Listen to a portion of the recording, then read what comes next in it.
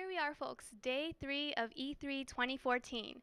It's been a wild ride for us, but we've got some exciting programs lined up for you today. The Japanese language version of Final Fantasy XIV's Producer Letter Live is coming up next to share even more info about the hit MMORPG. Our super groovy merchandise department will be here to show off all the upcoming figures from our various lines, including PlayArt's Kai.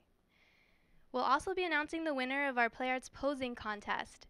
I hope you all flexed your plastic muscles and got some sweet shots. Last but not least, it's time. The fated battle between Theater Rhythm Final Fantasy Curtain Call producer Ichiro Hazama and Final Fantasy XIV A Realm Reborn producer/director Naoki Yoshida is going down. It's all come down to this, people. We're going to see who is the best between them. And the loser? I don't envy the loser. Let's just say they're not going to be able to taste right for a day or two. 2 p.m. That's the time. Don't miss it. All right, everybody. Be sure to take advantage of our exclusive E3 eStore coupon for 20% off a ton of great things in the shop. And keep your eyes peeled here as we start our final day of broadcast for Square Enix Presents E3 2014.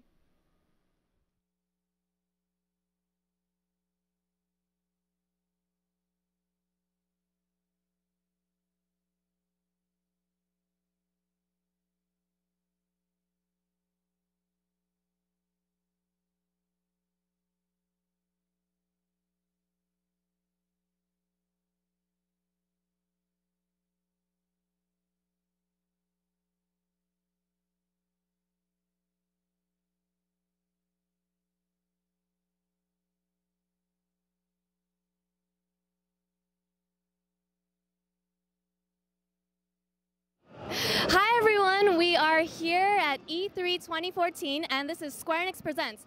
I'm Amelia and I want to tell you all about Square Enix Presents so that you at home don't miss out on anything that we have going on here. So Square Enix Presents is a broadcast channel that is going to be bringing you all the live coverage from game industry events like these so you don't miss out on any of the news coming out about the games that you love. Here's what we'd like you to do. We'd like you to click that red subscribe button so that you don't miss out on any of the info we're giving out here. And then also we'd like you to post your comments. We want to hear what you have to say, so join in on that discussion. And we'd also like you to listen up, of course, to all of our programs so that you don't miss out on any of the news. Finally, we would love, love, love for you to share that we are here. We're Square Enix Presents. We're giving out all this info. We have all these great programs prepared for you, and we are actually about to get right into another segment right now. So we hope you enjoy. Thanks.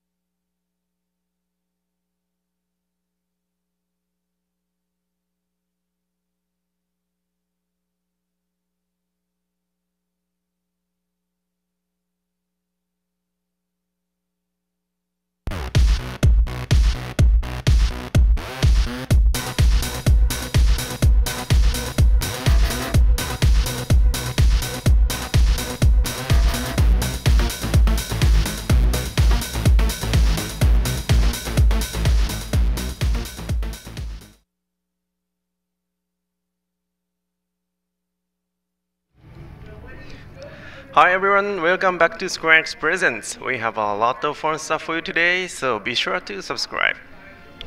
ということで、この時間はファイナルファンタジー14第15回プロデューサーレターライブをお送りしたいと思います。プロデューサー英語うまいね。今日一番緊張したパートだと思います。はい、ということでプロデューサー兼ディレクターの吉田さんです。自己紹介お願いします。ファイナルファンタジー14新生オルセア、プロデューサー兼ディレクターの吉田です。E3 会場からお届けしてます。よろしくお願いします。よろしくお願いします。そして進行はスクエアニックスコミュニティチームのモルボルこと室内がお送りいたします。よろしくお願いします。さてということで E3 3日目の会場からお送りする第15回プロデューサーレターライブですが、3日目ね。吉田さんのマイクがちょっと遠いらしいので、もうちょっと寄せていただいて。かぶった方がいい？あ、そうですね。かぶるとそうですね。どうですかこれで？多分バッチリだと思います。いいですか？はい、ありがとうございます。ということで、はい、E3、恒例の話ですが、昨日も安本さんとお話しされてましたが、どうですか今年の E3？どうですかっていうかさ、知っての通りですね、一歩もブースから出てない、ね、タバコを吸いに行くぐらいでしょ。なんだろうね、今年は違うかなと思ってたんですけどね、何にも変わんなかった、ね、そうですね。今年もバトルチャレンジは台数増やしてお送りしてますが、そうですね、盛況で初日はクリア率が悪く、はい、必死のみんなサポートで勝率を上げていくっていうね。はい、ということでお送りしておりますが、E3 といえば、まずは E3 トレーラー、今回、エオルゼアの脅威ということで晩神がいっぱい映ったものが公開しましたが、芝がいたような、芝とは言っていないみたいな。なるほど芝ですけどね、がお披露目になりました。そうですね、ラムに引き続きお楽しみにということですね。そうですね、ちょっと別の放送でも言いましたけど、E3 ということで世界的にまだプレイしてない人とか、メディアの皆さんにも PR ということで、こんなに14いろんなね、いわゆる FF でいうと召喚獣、14でいうと満身ですけど、いて、ハードなバトルもねありますよということでね作った PV なんですけど、そしてもう一つ、おとといの英語放送の方で、新クラス新ジョブが公開されましたね。これだよね。これだよね。ちょっと寄っていただけますか。これだよね。ちょっと雰囲気これ違った。一応関連してそうですか。なんかね違ったね。そうこういうということで人たちね、双剣士、英語名ローグですね。そして忍者ですね。いうことでこちらが 2.4 と2.4ですね。ありがとうございます。そして今日の放送は、パッチ 2.3 コンテンツ特集パート2ということで、前回の名古屋のライブでお伝えできなかったいろいろなものをご紹介していこうということで、早速今日も時間になかなかどうして後ろにあまり押せませんので、そうですね。ただ今日は本当ね出来たてほやほやというか作ってる最中のね日本の開発サーバーにそうなんですよね、ここからつないでるのでバグがあったりするとわたわたすると思いますけど、何かあったら申し訳ありません。ご容赦ください。最初に言っておきましょう。最新の状態でお届けします。では早速いきたいんですが、その前に前回お見せした中でラムーがいましたが、前回実機を見せられなかったので、今回せっかく開発サーバーにつながってるんで、まずはそれをちょっと見せていただけませんかと。ラムーからじゃあちょっと雰囲気だけいいですか。切り替えていいですか。ちょっとまだですよ。まずちょっと待ってくださいね。ファインダーに積んじゃいますんで。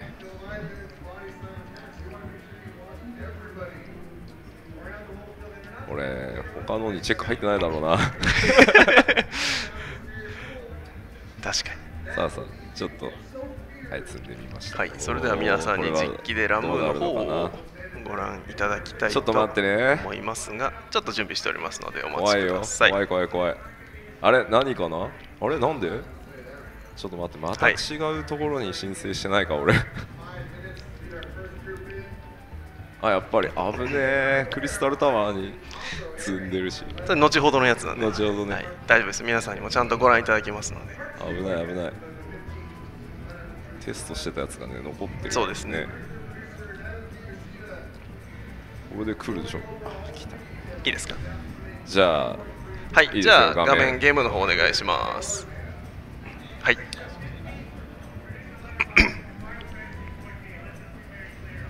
雰囲気ですよ、雰囲気です。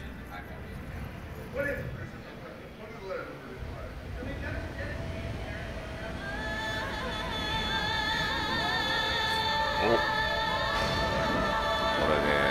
はい、どうですか、結構神秘的なんですよね。極ラムーですね。いきなり極なんですね。まあまあこっちの方がなんかね、こう雰囲気わかんのかなと。ほら真の方行っちゃうとシナリオ出てきちゃったりするんで。ああ、なるほどなるほど。そうなんですよね。確かに確かに。さあ皆さん話題のこのバトルの舞台が。そうですね。さあ、ラムーチャマ登場ですかね。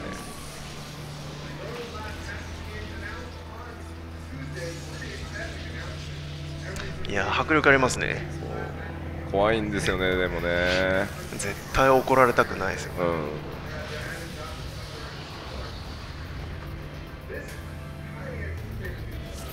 まあ私ちょっとですね、今デバッグコマンドを使って一人でまさかの一人でねラムーと対峙するということですが、まあこんな感じですね。はい。なんか武器が映ってますけど、まああんまり気にしない方がいいかな。おお、気になりますね。これあれですか、やっぱ戦うのはいろいろあれですか。いや、いいですよ別に戦っても。クロスオットワーにブリザラしか入ってないですけど。いいんですけどね、別に。じゃあ雰囲気だけでご紹介ということで、はい、皆さん雰囲気を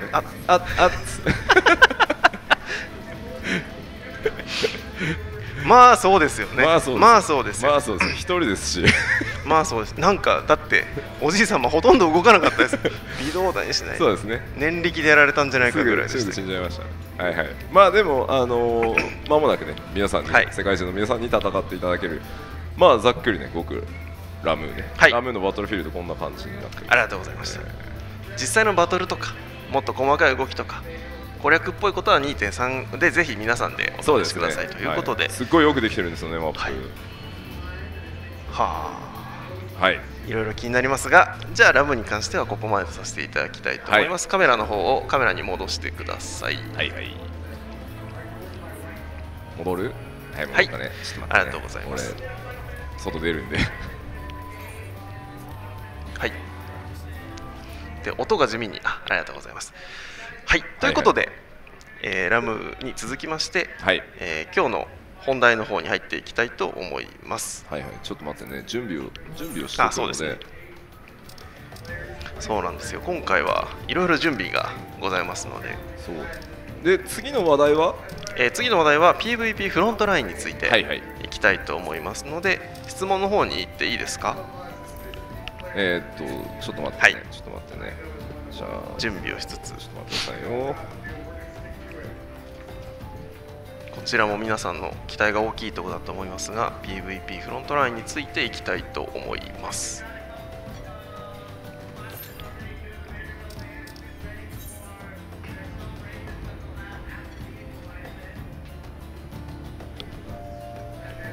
まあまあ大丈夫かな。大丈夫ですか？この状態で日本側がちゃんと対応しててくれればはい、そうなんですよ。日本側のサポートのスタッフもそうなんですよね、もりもり稼働しておりますので、皆さんよろしくお願いします。じゃあ行きましょう。ということで質問に行きたいと思いますが、まず1つ目です。これまで PVP をプレイしたことがなくても気軽に参加できるでしょうか？違いますよ。ゲーム画面出さないでくださいね。びっくりしたわ。なんだっけ、今日スイッチングがね、いつものスタッフじゃないですからね。怖いんですよね。お願いしますよ。これまで PVP をプレイしたことがなくても気軽に参加できますかというものです。今回の、フロントラインに関しては、かなりの人数でプレイをしてもらうこともあって、相当その参加条件的にも、それから公平性、パラメータの公平性的にも、かなりカジュアルにしたつもりなので、本当に気軽に今までその参加したことない人もバリバリ入っていってもらえるかなと思ってます。で、まあ、詳しくはいろいろご質問に答えながら多分説明していけるんじゃないかなと思ってます。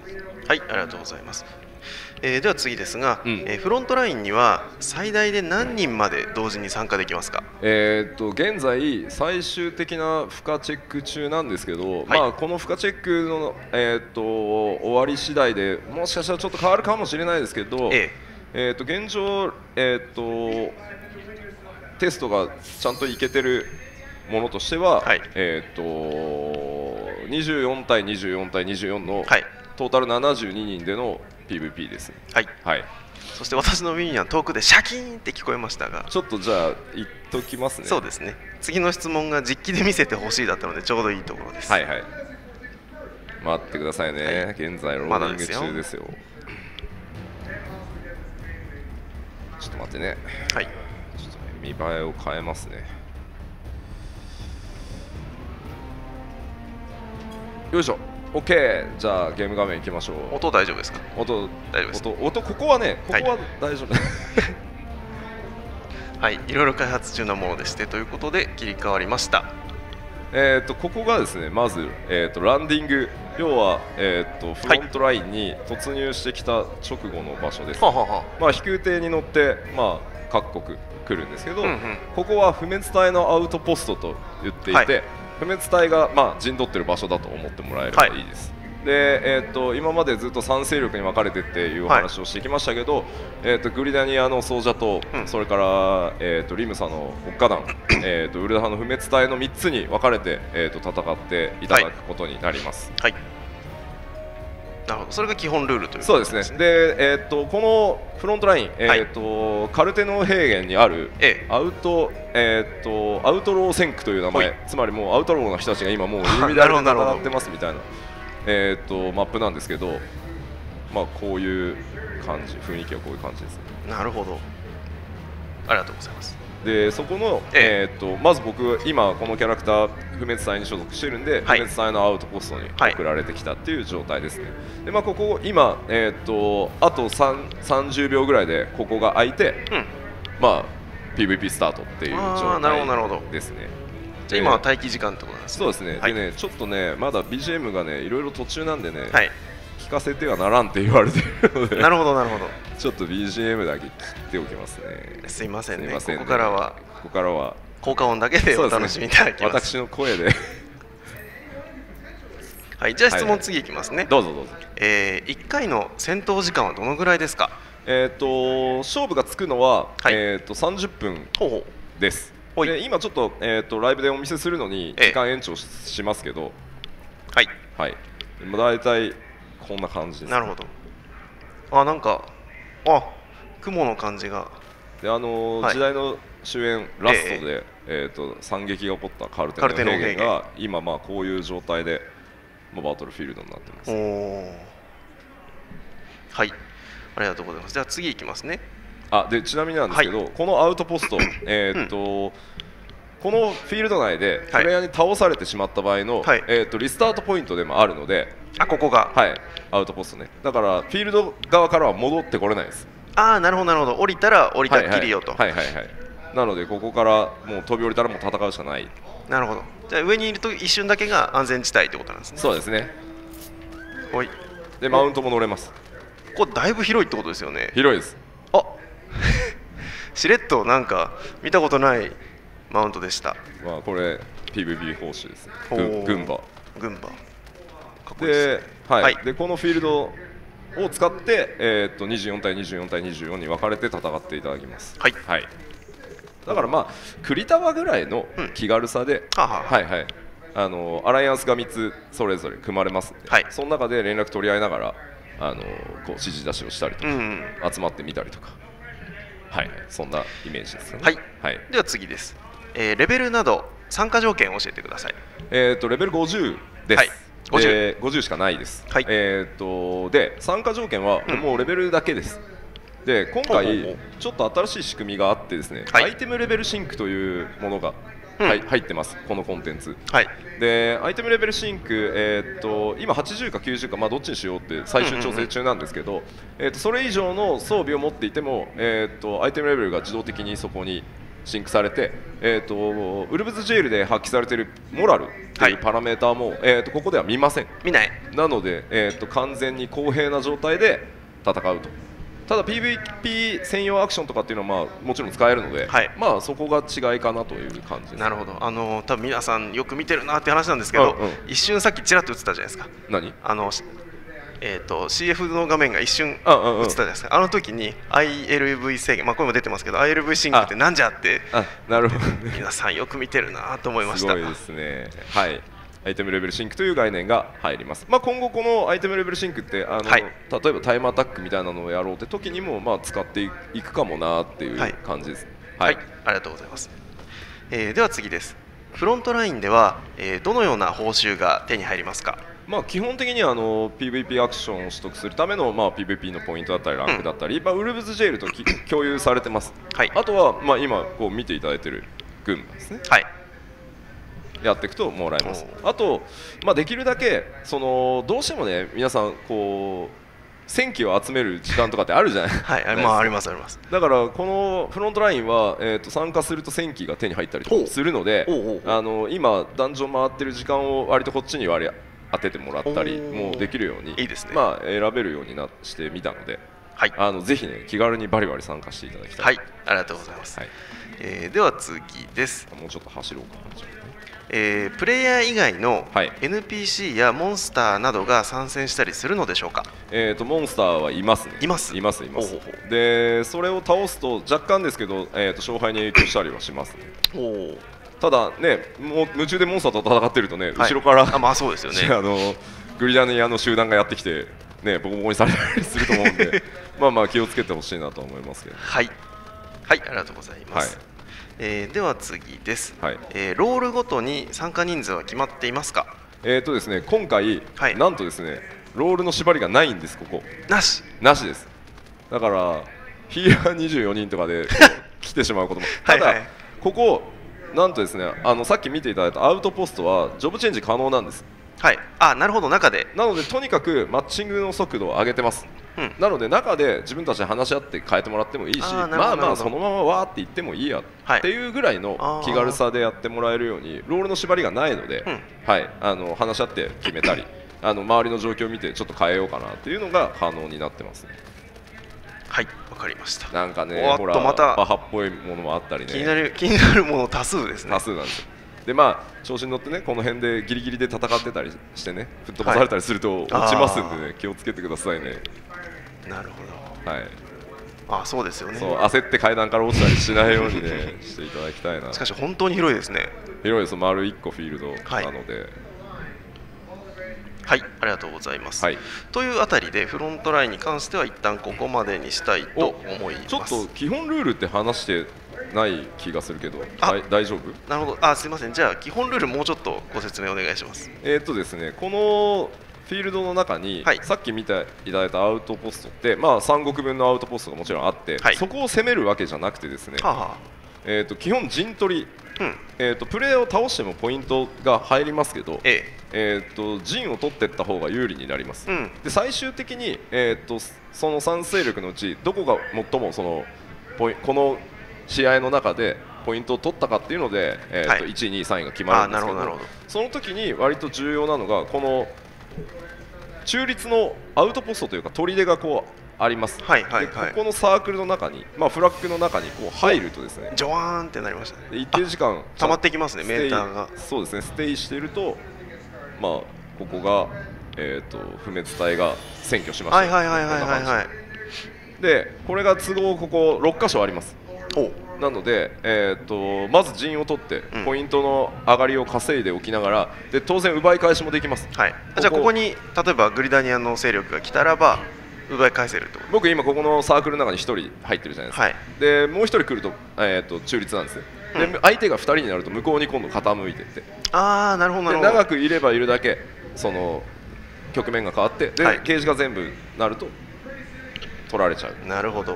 じゃあどう守りに配置するのか、そうですね守るのか取りに行くのかみたいなところをわーわーやってもらえるといいのかな。いいですね。で基本とにかくその、敵を倒すでもそうだしモンスターを倒すんでもそうですし、拠点をどんどん抑えていくんでもそうですけど、その制限時間内に、ポイントを最も稼いだところが、勝ちという感じです。はい、ありがとうございました。であとですね、まあ24対24対24って言いましたけど、コンテンツファインダーをですね大改造しまして、なんとこのコンテンツ、マッチングに時間がかかると、自動的に16対16対16に、なるほど、モードが変わったり、8対8対8にモードが変わったりするので、まあ、24時間どの時間帯でも人がもし少なかったとしても、その試合ができるようになってるので。なるほど。じゃあ最小構成888いれば始められるとか、そういう感じで、そこはファインダー側に何も気兼ねせずに登録してもらうと内部で時間を見ていて、で申請されている人数とかを見て、こうキャップをこう自動的に変えるようになってるんで。じゃあプレイヤーとしてはやることは普通に CF で申請すればいい。そうですね。なるほど。もうそれだけです。ロールも気にしなくていいので。ありがとうございます。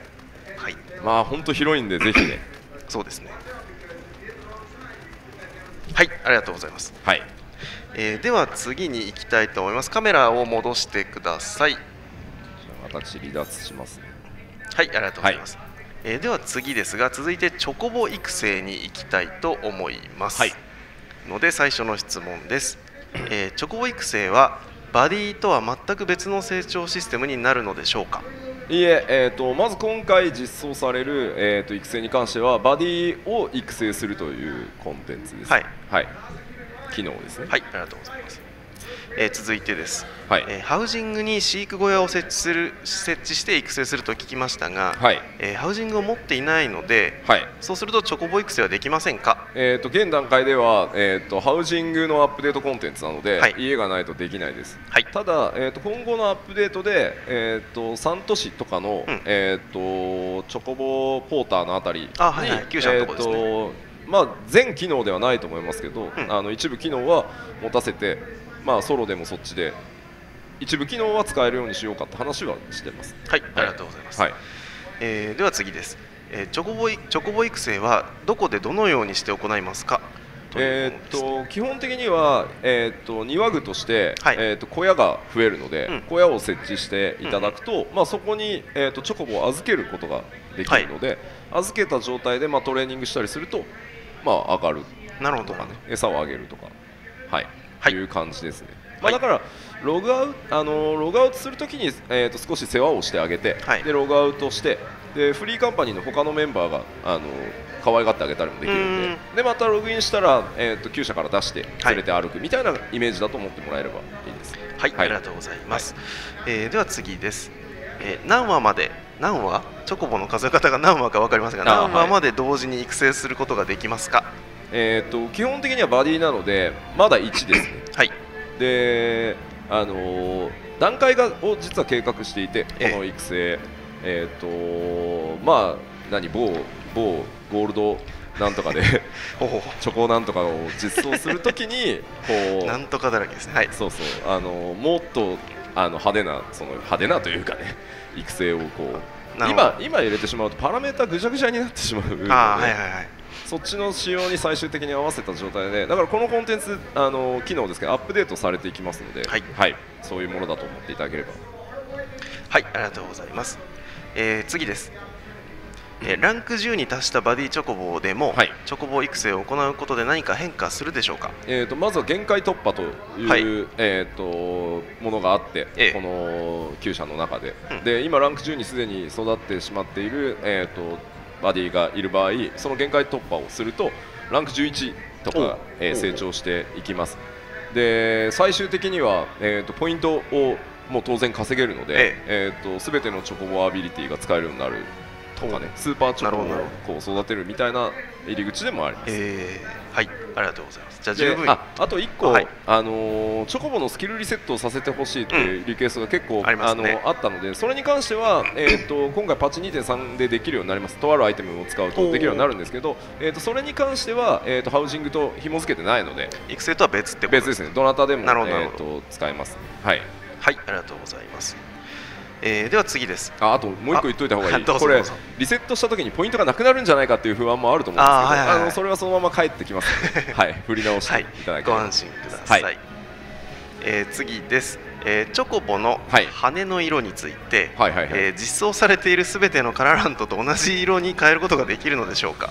ですね、チョコボのすいません、体の色を変えること自体はごめんなさい、パッチ 2.35 で追加となる機能なんですけど、いきなりこうカラランとぶっかけて色変えるとですね、チョコボ虐待になってしまうので、さすがにそうではないんですけど、とあることをチョコボにやっていくと、羽が生え変わったタイミングでこう色が変わるみたいなイメージだと思ってもらえればいいんですけど、カララントみたいにこの色でバシャーみたいな塗るわけじゃないんですけど、ほぼカララントにあるものと同じ、種類数ぐらい色を今変えられるように作業中です。はい、ありがとうございます。ではチョコボ育成関連は一旦ここまでです。意外と短かったね。いろいろあるので次のブロックに行きたいと思います。早く行かなきゃいけない。あと一応ねS サイズでも普通に育てられる。家のサイズは関係ないのでご安心ください。ありがとうございます。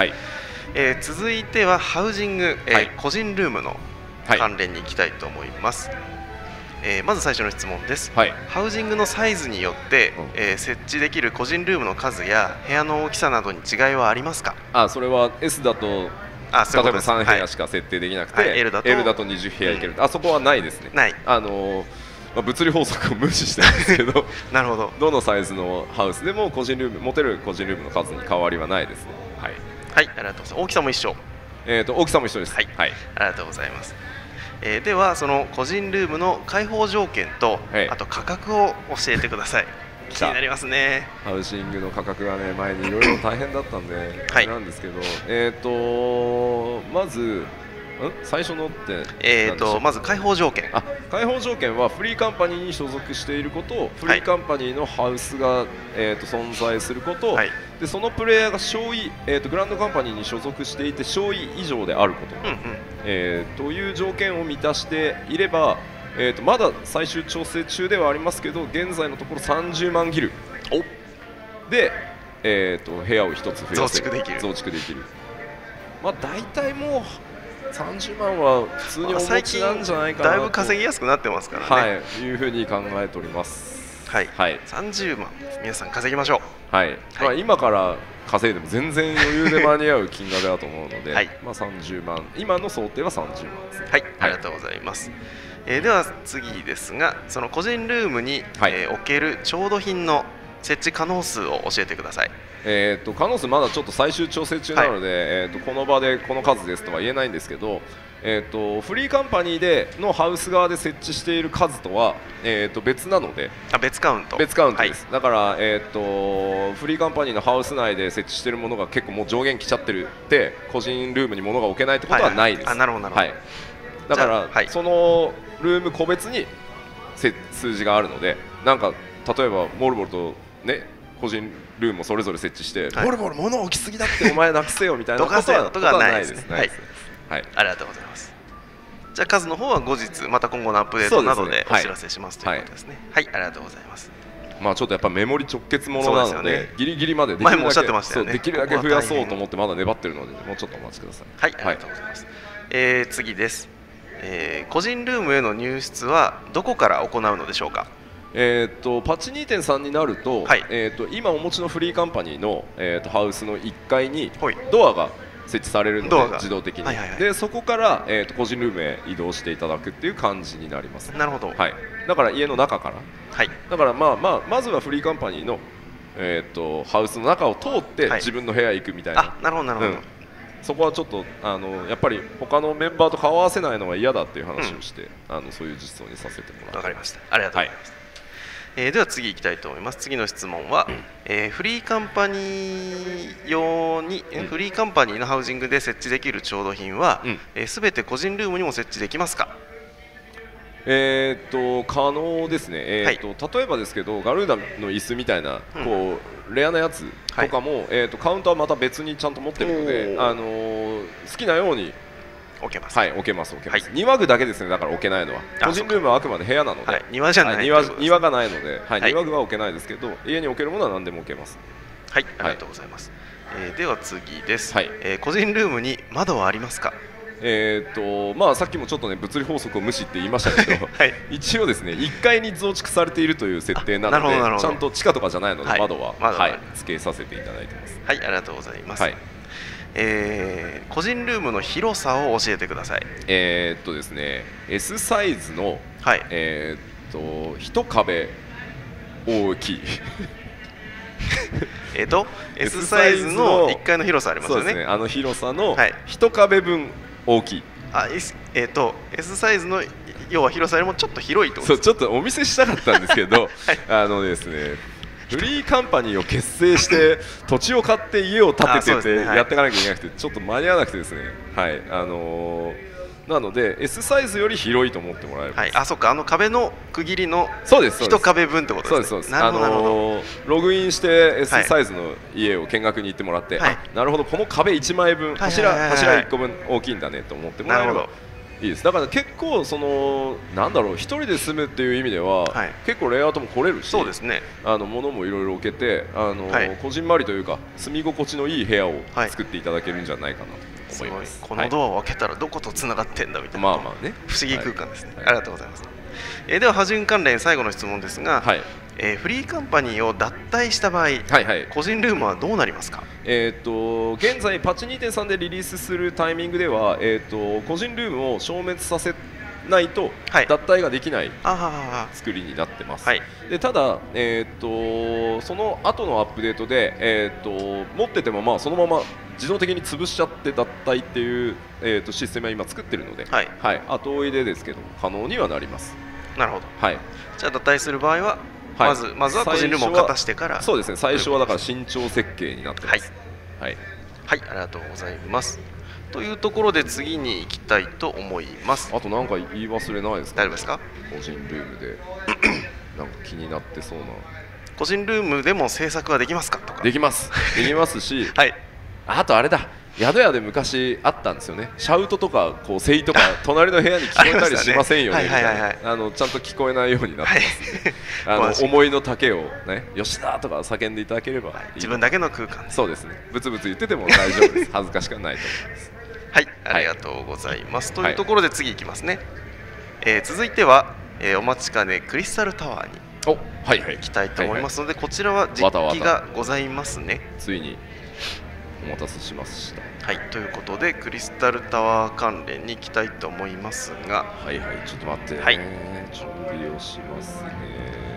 ではある程度の平原を外して、はい、外してクリスタルタワーシルクスの塔。そう、シルクスの塔。今回は古代の民の迷宮に続き、はい、いよいよ塔本体内部へ突入していただきます。さあ、シャキるか、シャキるのか。来た。はい、じゃあそろそろいいかな。実機どうぞ、はい、画面お願いします。ちょっと見守ってみましょうか。はい、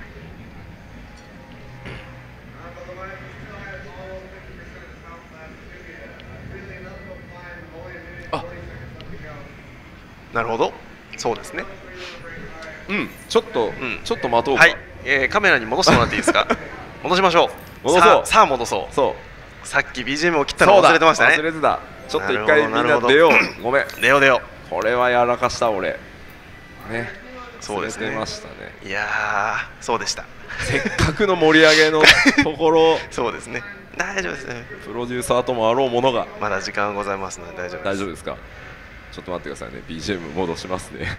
音だけは俺が言うから大丈夫ですってさっきアニー先輩が言ってた気がする。そう、全く突っ込まなかったですね今ね。すごい、眉一つ動かさずうんこ目に集中してらっしゃいます。うん、もう兄がね止めてくれるって言ってたのにね全然ダメでしたね。はい、多分あれですね、間違って鳴らさない方に多分全神経を注いじゃったんだと思います。なるほどね。じゃあ改めて積みますね。はい、じゃあ、はい、じゃあ、はい、じゃあ、よしですか。よし、どうぞ。切り替えお願いします。どうぞ。すぐ行こう。すぐ行こう。はい、じゃあちょっと見守りましょう。はい、さっきのなかった。何もなかった。何も見ていない。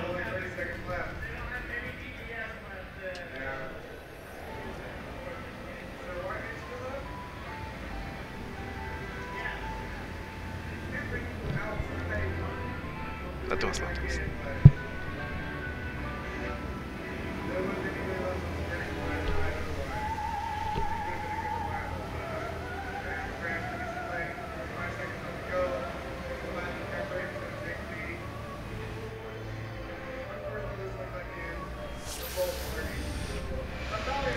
なるほど。ではですね、クリスタルタワーの中をウォークスルーしつつ、ちょっとデバコも一応使っておきますね。あれですね、もしかしたら我々が話しながらウォークスルーで見せるようなので、もしかしたら BGM ちょっと小さかったかもしれないですね。そうだよね。はい、なんかそんな感じだったんだわ。せっかくやり直したのに。超クリターですね。超クリターですね。はい。いよいよまさしくクリスタルタワー。では質問の方に行きたいと思います。今デバッグコマンドでアライアンスに1人ずつで突入してますね。寂しい状態になってますが、最初の質問です。新たなクリスタルタワーも古代の民の迷宮のように難易度的にそれほど高くなく気軽に参加できるコンテンツになるのでしょうか。はい、それを目指して作ってます。やっぱり 2.0 のタイミングでやっぱり超難易度で1回実装しようとしてやめて、本当に 2.1 でカジュアルに気軽に遊べるようにリリースして本当良かったなと思っていて、やっぱりそこを懸念されている方いると思うんですけど、前回と同じようにね、みんなでワイワイ楽しめるような形で今実装してますので、はい、すごいですね。皆さんツイッターとかで見てるのが、最初に何言ったと思います？なるほど、7項目あるのかみたいな。なるほどね。すごいなと思って。そこか。ステップが7項目だねと。ワイプそっちに回せばよかったね。確かにここも隠しとけばよかったですね。失敗だったね。はい、では次の質問です。自分たちで24人のアライアンスを組んで攻略できるようになりますか？そこだけずっと 2.1 から言われてたんですけど、すいません、さっきフロントラインのファインダーで大改造をやってたって話で、どうしても間に合わなくてですね、本当申し訳ないんですけど、なんとか 2.35 で多分いけるんじゃないかなと。なのでそうですね、2.3 リリースから1ヶ月ぐらいお待ちいただくことになっちゃうかなと思うんですけど、すいません、そこだけ申し訳ないです。頑張ってるんですけど、では 2.35 を目指して頑張ってます。また進捗は別の機会にご報告したいと思います。はい、ありがとうございます。では次です。装備品のロット券に週1回の制限はつくのでしょうか？そこは2.1 を思い出してくださいとしか言いようがないので、同じような流れだと思っておけばいいかもしれないですね。いいです、それで。はい、ありがとうございます。ここまで見せちゃっていいのかってね。賑やかですね。賑やかですね。その線超えるんですね。超えますよ。いろいろいますが、質問次いきたいと思います。手に入る報酬のアイテムレベルを教えてください。今のところ100かな。はい、今のところ100。はい、ありがとうございます。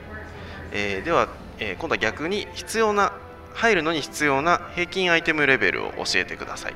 そこは他でもよくお話しますけど、調整項目なんでギリギリまでお待ちください。私今デバッグコマンドでですね、モンスターから無視されるコマンドを使っておりますので便利ですね。見つかっておりません。しかしですね、倒さないとギミックが動かないという。なので一旦画面を戻してもらえますか？画面をカメラに戻してください。いいですよ、質問を続けていただいて。では次の質問ですが、未鑑定トームストーンやアラグの油のドロップ率はどのぐらいですか？率ドロップ率はどのぐらいですか？前の放送でも言いましたけど、3つはいきなりは出ないので、パッチが進むと、ドロップに追加されていくと思ってください。なのでよっしゃ出ねえじゃねえかよみたいなのは勘弁してくださいね。未鑑定からかな、出ていくんですけど、大体今のところ 30% ぐらいでドロップします。30% ぐらいです。まずは未鑑定トームストーン。これもね予定なので、すいません、最終のパッチの音をお待ちください。つまりあれですよね、3種類ドバっていきなり最初からあるんじゃなくて、最初は1個ぐらいから始めて、パッチが進むと増えていくと。2個になるかなっていう感じですけど。なるほど。じゃあその辺は今後の情報。前にも言いましたけど、皆さんの進行編のクリア状態とか、皆さんの全体の平均アイテムレベルとかを見て調整しますんで、ギリギリまでお待ちください。画面戻して大丈夫です。ゲームの方にお願いします。さっきのごっちゃりをね抜けて、私は倒してきました。小指で倒してきました。さすがね、ラムーの武器だけあって強かった。ラム、やっぱこの光る感じはラムだったんですね。ラムでした。この階段のところって、この子を登りきったら何見えてくるんだろうってかなりちょっとドキドキしますよね。まあね、上とね、ここは大丈夫でしたね。なぜならですね、私さっきの小指で倒したって言いながら倒してないので、なるほどそうなんです。先がね出ないようになってですね。よくできてますね。やっぱりチート対策もいろいろあるので、そうか。ここは何かな。ここはそうですね。さっきの線があったってことは何かしらいるところってことですよね。そうですね。これをずっと登っていくわけですから。そうですよね。バーッとね。はい。では次の質問に行きたいと思いますが、画面1回またすいません戻してください。アクセサリーや武器も報酬で手に入りますか？今回は防具。防具。はい、防具です。メインの防具です。はい。次です。3チームが分岐したルートをたどって攻略する要素みたいなものはありますか？画面戻していいです。今回は用意しないです。塔をみんなで駆け上っていくっていうイメージになっているので、基本みんなでどんどん先へと進んでいくっていうイメージだと思ってください。はい、ありがとうございます。当然序章のまたストーリーちゃんとありますし、どうやってシルクスの塔の中入るのかだったり、新キャラもですね、クリスタルタワーといえばみたいなね、新キャラもねいるとかいないとかね、そしてネロはどうなるのかみたいなねあたりもぜひぜひ気になりますね。このあれですね、この螺旋な感じ、この間武雄さんが見せてくれたアートにあったやつ、勝手に見せてしまったやつね。はい、ついに実装されるとこうなりますというのをご覧いただけると思います。そうですね。ここもういかにも何かな感じがしますね。なんかありそうですよね。はい。では次の質問に行きますが、将来的にクリスタルタワーをインスタンスでなく通常エリアとして画面オフでカメラにしてください。こっちをそっちのけで話すのやめてくんないかな。質問ですが、将来的にクリスタルタワーをインスタンスでなく、通常エリアとして開放する予定はありますか？今のところないです。はい、これはないです。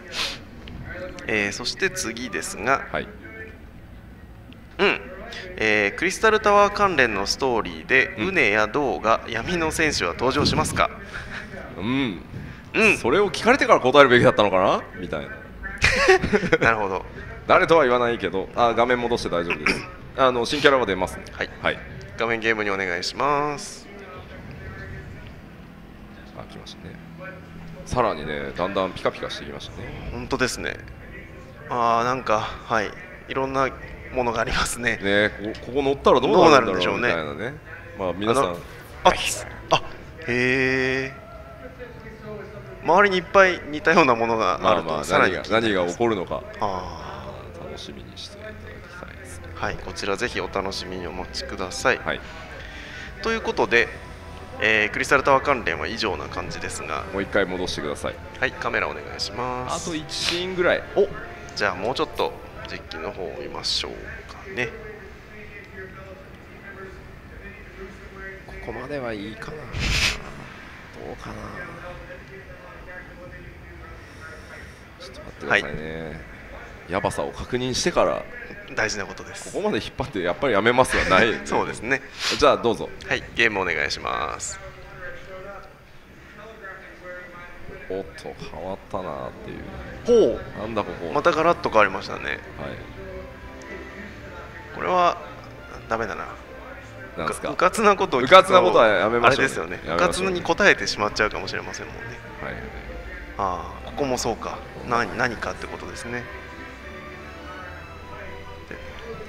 定立劇場で出てましたね。そろそろ外も見え始めてきて。本当だ。これは塔のどのあたりなのか。奥に窓が見えますね。いよいよ間もなくですね。皆さんに挑んでいただけるのが間もなくですね。はい、ありがとうございます。じゃあ一旦またゲームをカメラにしてください。ということで、クリスタルタワー関連はここまでにさせていただいて、次に行きたいと思います。次はですね、メインクエストと事件や関連クエストについて、いきたいと思います。では最初の質問です。そういえばさっきさ、クリスタルタワーにさ、なんか忍者みたいなのいなかった？なんかいましたよね。いたよね。いたよね。そう。これが寄ってください。忍者ね。これ発表した忍者ですよね。でさっき間違って出したやつ、あ、そのまま寄ったままでいいですよ。はいはい、間違って出したやつね。はいはいはい、間違って出したやつ。間違って出したやつ。あ、まだある。そうそう、さらに間違って出したやつね。まあまあほら PVP 専用装備とかもね、作らなきゃいけない。はい、まだ出ますか。さらに間違ってみる。これどれだ。あ、ちゃんとですね、全版新分ちゃんと2.4 に足されるんですね。はい、用意してますんで、はいはい、それ多分見た瞬間わかりますね。これはいいのかな。ちゃんとね、ハイアラバもあるしね。まだ出ますか。なんかいっぱいあるですよね。まあまあほら、これとかね、全く忍者に関係ない。急に来ましたね。急に関係なかった。はい。ね。これまずいだろ、この名前まずいって。ここ消さないで出すのまずいでしょ。なんかね。これはまずいよね。椅子のようなもの。なんでしょうね。まあまあね、こんな感じでいろいろ用意しております。はい。ご期待ください。ということで、クエスト関連いきますね。いきましょう。最初の質問です。ギルガメッシュは今回の事件や関連クエストでも登場しますか。今回は出てこないです。まあ一旦ね、ギルちゃんとはね、決着がついて、ただね、またな的なね終わり方だったんで。そうですね。でただお気づきの通りね、本来ギルガメッシュってね、腕がたくさんあって武器たくさん持ってるはずなのに、今回2本しかなかったんでね。多分ね、腕生やしてるんだと思うんですよね今。あ、なるほど。時間を要するんですね。そうですね。はい。ということで、じゃあ今回はお休みです。今回はお休みです。はい、ありがとうございます。次です。新しい事件や関連クエストでも、パッチ 2.2 のギルガメッシュ東欧滅戦のようなワイワイ楽しいバトルは実装されますか。なんかね、ワイワイしてるっぽいですよ。またなんかね、おかしななんかメンバーが いましたよ。あ、本当ですか。はい。じゃあ何かワーワーできる、みんなでワーワーできるものが。はい、ちょっとなんかいました。気になってしょうがないですけど、何かいたんです。以前ね、なんか僕プロデュースされたライブかなんかでね、ちらっと実はね絵だけ出した気がします。まあいいや。なるほど。じゃあご期待ください。過去のそれを言うたがためにですよ。過去のもうレターライブ漁られまくりますよね。いいじゃないですか、アクセス数が。じゃあぜひ過去の放送をご覧ください。次です。事件や関連クエストはカットシーンの面白さを重視するためボイス実装が厳しいという話が前にありましたが、例えばクエストが実装された次のパッチでボイスを追加することはできないでしょうか。そうですね、ポリシー的にあんまりみっともよくないじゃないですか。なので、やりたくないという話をしては実はいたんですけど、後発でね、もちろん始める方もいるし、乗ってるに越したことはないのかなって話を最近しててですね、お約束はもちろん全然できないですし、もうそのパッチ 2.4 のとかその次とかのボイス収録が間もなくなんで、間に合わない、そういう意味だともう間に合わないんですけど、いずれありなのかもなとは思ってます。はい、ありがとうございます。ただどんな声優さんが合うんですかね。そうですよね。確かに。そう。皆さんもうここまで来てると、皆さん各自の脳内では多分何らか再生されてると思うので。結構登場キャラ多いじゃないですか。ナシュだって当てないわけいかないし、ゴッドベルトだってそうだし。そうなんですよね。はい、ありがとうございます。では次に行きますが、事件や関連クエスト以外にも、新たなサブストーリークエストを実装する予定はありますか。実はですね、今回一つ新しいサブストーリーが始まります。ヒルディのように誰かすごく濃い主役がいてっていうことではないんですけど、レターモーグリ、彼から始まるサブストーリーがあってですね、いろんな人にお手紙を届けるというサブストーリーが始まるので、その今までに出会ってきた NPC たちの意外な一面だったりっていうのが垣間見えていくようなサブストーリーが始まります。なんかね、確かね、クラス追加なんですよね。配達士があるっていう噂ですけど。なるほど。ネタなんであんま怒んないでくださいね。その辺にも注目しながら、新しいサブストーリークエストにご期待ください。では次です。メインクエスト関連ですけれども、夕霧の素顔はパッチ 2.3 で明らかになるのでしょうか。早い、まだ早いな、まだ早い。ではまだですよと。まだです。そういうことですね。はい、まだです。はい、では次に行きますね。ヒルディブランドの幼少時を描いたサブクエストや、ヒルディブランドのお母さんが登場するストーリーを追加する予定はありますか？実はですね、途中で一時期お母さん出るプロットがあったんですよ。で直前でなんか登場人物多すぎて調整したことがあったりで設定とかは全部できてる。あるんですね。で当然ゴッドベルトが言ってたように、本当は継がせたかった家業をね。そうですね。ところがヒルちゃんは家を飛び出してですね、人々の笑顔のために事件をやってるじゃないですか。なんかあったんですよ、だからやっぱり。なるほど。その辺はね、おいおい皆さんのやっぱり声がね、どんどん反映されていくと思うんで、ぜひこんなストーリーが読みたいとか言っていただけると。そうですね。シナリオチームまたフィードバックはどうして直前にいきなり変えたりしてカット新チームが切れるっていうね。なるほど。はい、ありがとうございます。では次です。パッチ 2.2 のメインストーリーで、夕霧とサンクレッドが新たな戦闘スタイルを見せましたが、これは新ジョブへの伏線ですか？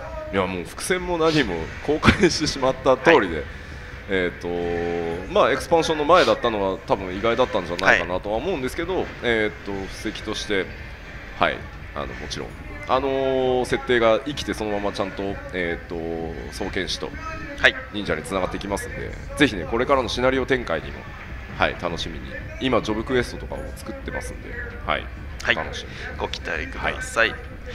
では次です。ヒルディブランドの父ゴッドベルトは、今後も事件や関連クエストに登場しますか？前回の事件やクエストで思いのほか人気になったので、彼もあれはすごかったですね。でもちゃんと仕込んでたんですよ。2.0 の時から、彼ほら油塗られるじゃないですか。そうですね。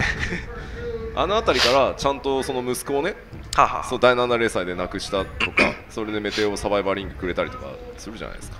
あの時からね、そうちゃんと仕込んではあったんですよ。でですね、まさかのね、ウルダ派のね超偉い人になってるとはみたいなのあったじゃないですか。ありました。今後もいろいろなところに顔を出してきます、ね。そうか。今となっては要人なんですよね。そう、あの人があんなものを作るのかみたいなね、いろいろちょっと考えてたりします。ではじゃあ今後のゴッドベルトにも注目をしていただきたいなと。親子ともどもね。そうですね。そしてお母さんどんな人なのか。こうなると気になりますね。ありがとうございます。では次ですが、今後も、ギルガメッシュと同じぐらい FF シリーズで知名度のあるおなじみのキャラクターは登場するでしょうか？そうですね、今回の事件屋は馴染みというかそれ自体は皆さん知ってますけど、ちょっとひねりが効いてるんで、ギルガメッシュとはまたちょっと違いますけど、もちろんちゃんとその14の世界観に馴染んだそのゲストっていうのは、今後もきちんとストーリー作っていきたいなと思ってるので、またねちゃんと準備ができ次第お話ししていけるのかなと思ってたりはしますね。ありがとうございます。というところで、クエスト関連はここまでとさせていただいて、次のブロックはですね、その他、特定のこのジャンルってことじゃないんですが、いろいろな質問がありますので、そっちをランダムにいろいろ聞いていきたいと思いますので、よろしくお願いします。最初の質問ですが、インスタンスダンジョンの、攻略開始時や、全滅した後にリスタートするときに、アビリティのクールダウンが残り時間に関係なくリセットされるようにしてほしい。これリクエストですね。分からなくはないんですけどね、検討してないわけではないですが、今すぐやるやらないという話はちょっとできない項目です。検討中ですということですね。ありがとうございます。第14回レターライブで見せたアートなど武雄さんが持ってきたやつをまとめたアートブックを出す予定はありますか？作結構企画が進んではいてですね、アートブック兼設定資料集という感じになっていくのかな、ちょっと装飾もこだわった結構ある程度お値段ある程度になっちゃうとは思うんですけど、超膨大なので14の設定って、ラフからそのクリーンナップまで尋常じゃない数があるので、ぜひ、今後もその1冊にとどまらずに、僕ああいうのやっぱり大好きなんで、なのでやっていきたいと思ってて、企画が進行中ですので、続報が出ましたらお知らせしたいと思います。ご期待ください。では次です。結婚システムについて、結婚した後、片方が幻想薬で性別を変更した場合どうなるのでしょうか。英語放送の方でもお話ししましたけど、エオルゼアの中で、2人のプレイヤー、キャラクターが愛を誓い合うっていう、システムなので、別にその人の性別に対して愛を誓ってるわけではないので、その個人の、キャラクターに対して、愛を誓い合ってるってことなので、別に、性別変わったからって愛が冷めるってことはないんじゃないかなと、そこは各自で判断していただければ良いのかなと。特にこの辺については制限なくないです。できますよということですね。ありがとうございます。では次ですが、フィジカルボーナスの振り直しの自由化もしくは緩和の予定はありますか。コストはもうちょっと下げようっていう話はしてたりはします。もうちょっと気軽でいいんじゃないと。なかなか召喚と学者のあれが解決できないので、もうちょっと下げたらっていう話はしてます。ありがとうございます。では次です。現状エンドコンテンツはフルパーティーでの参加のみですが、ライトパーティー向けのエンドコンテンツを実装する予定はありますか。もちろん作れなくはないんですけど、かなり難しくな、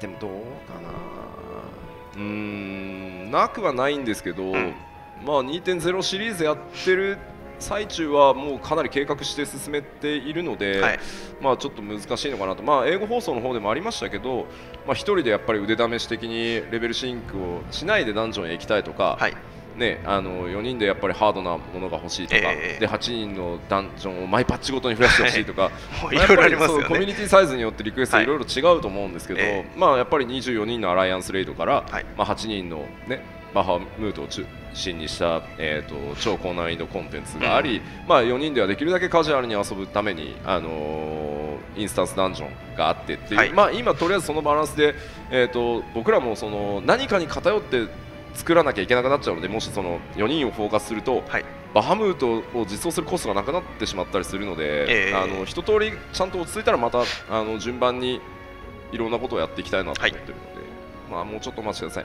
できないことはないとは思います。ありがとうございます。では次に行きますね。次は、アイテムサルベージで採用される、シーソー方式の成長要素ですが、今後新たに追加される秘伝書など、他のクラフターの成長要素でも採用されるでしょうか。結構ざっくりこうなんて言うんでしょう、ぶっこんできたな系ですよね。そうですね。さらっとすごいこと聞きますよね。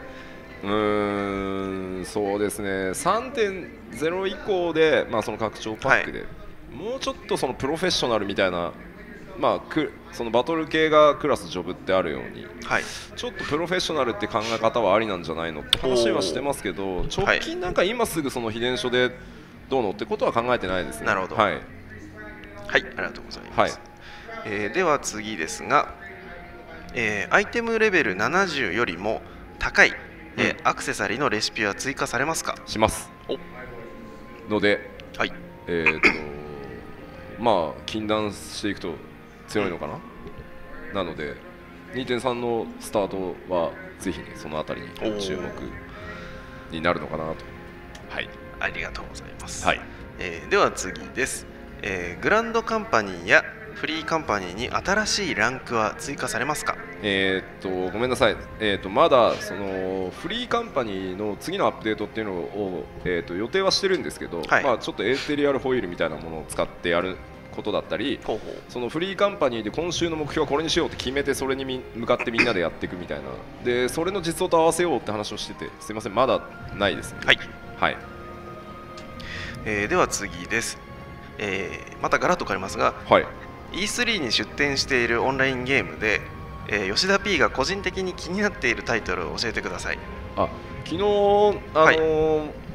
安本さんとスクエニちゃんやった時にも聞かれたんですけど、レフト・フォー・デッドのチームが作ってるイボルブっていう4人のプレイヤーと、5人目のプレイヤーがモンスターをプレイする、でモンスターは超強いんですけど、それのマルチプレイが売りのイボルブっていうタイトルだったり、あとはフェイブルの最新作が、4人のマルチプレイプラス1人神の視点、ゲームマスターみたいな視点で、こうリアルタイムにトラップを仕掛けられたり、モンスターをポップさせたりっていうその遊びができるのが売りみたいなんで、考えてたんです、やりたくてああいうのその4人じゃなくて5人っていうそのゲームマスター的なところがあるんで、あれがドドンとね今年偶然なのかいくつかのタイトルでそんなイメージで出てきてたので、あれは個人的にかなり注目してますね。あとはディスティニーが、クローズドアルファなのかな、始まってて、ちょいちょいちょっと情報もらってたりはしますけど、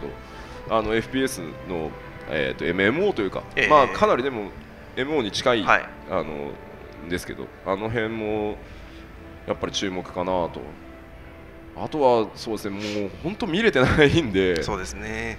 ただ、ちょっと危機感はあります、やっぱりその、14がということじゃなくて、その日本のゲーム産業として、ちょっとこのままじゃまずいかなっていうのは、今年より強く感じましたね。そのネクストジェンのゲームが出てきてる、でゲーム体験的にもやっぱり新しいチャレンジをしているタイトルがすごく多くて、そのニュー IP、新しい完全新規のタイトルっていうチャレンジがすごく多くなってきてて。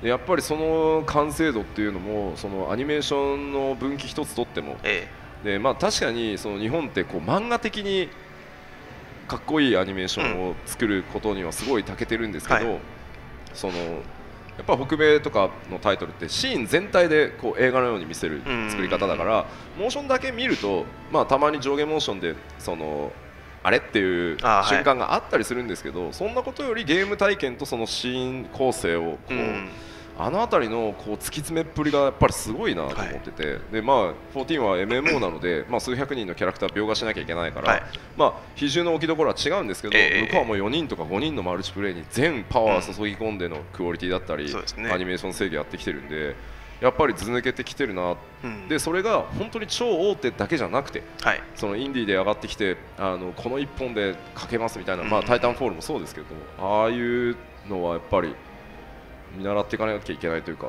挑戦しなきゃいけないし、やっぱり続けていかないとダメかなっていうのは今年は特にすごい感じました。はい、ありがとうございます。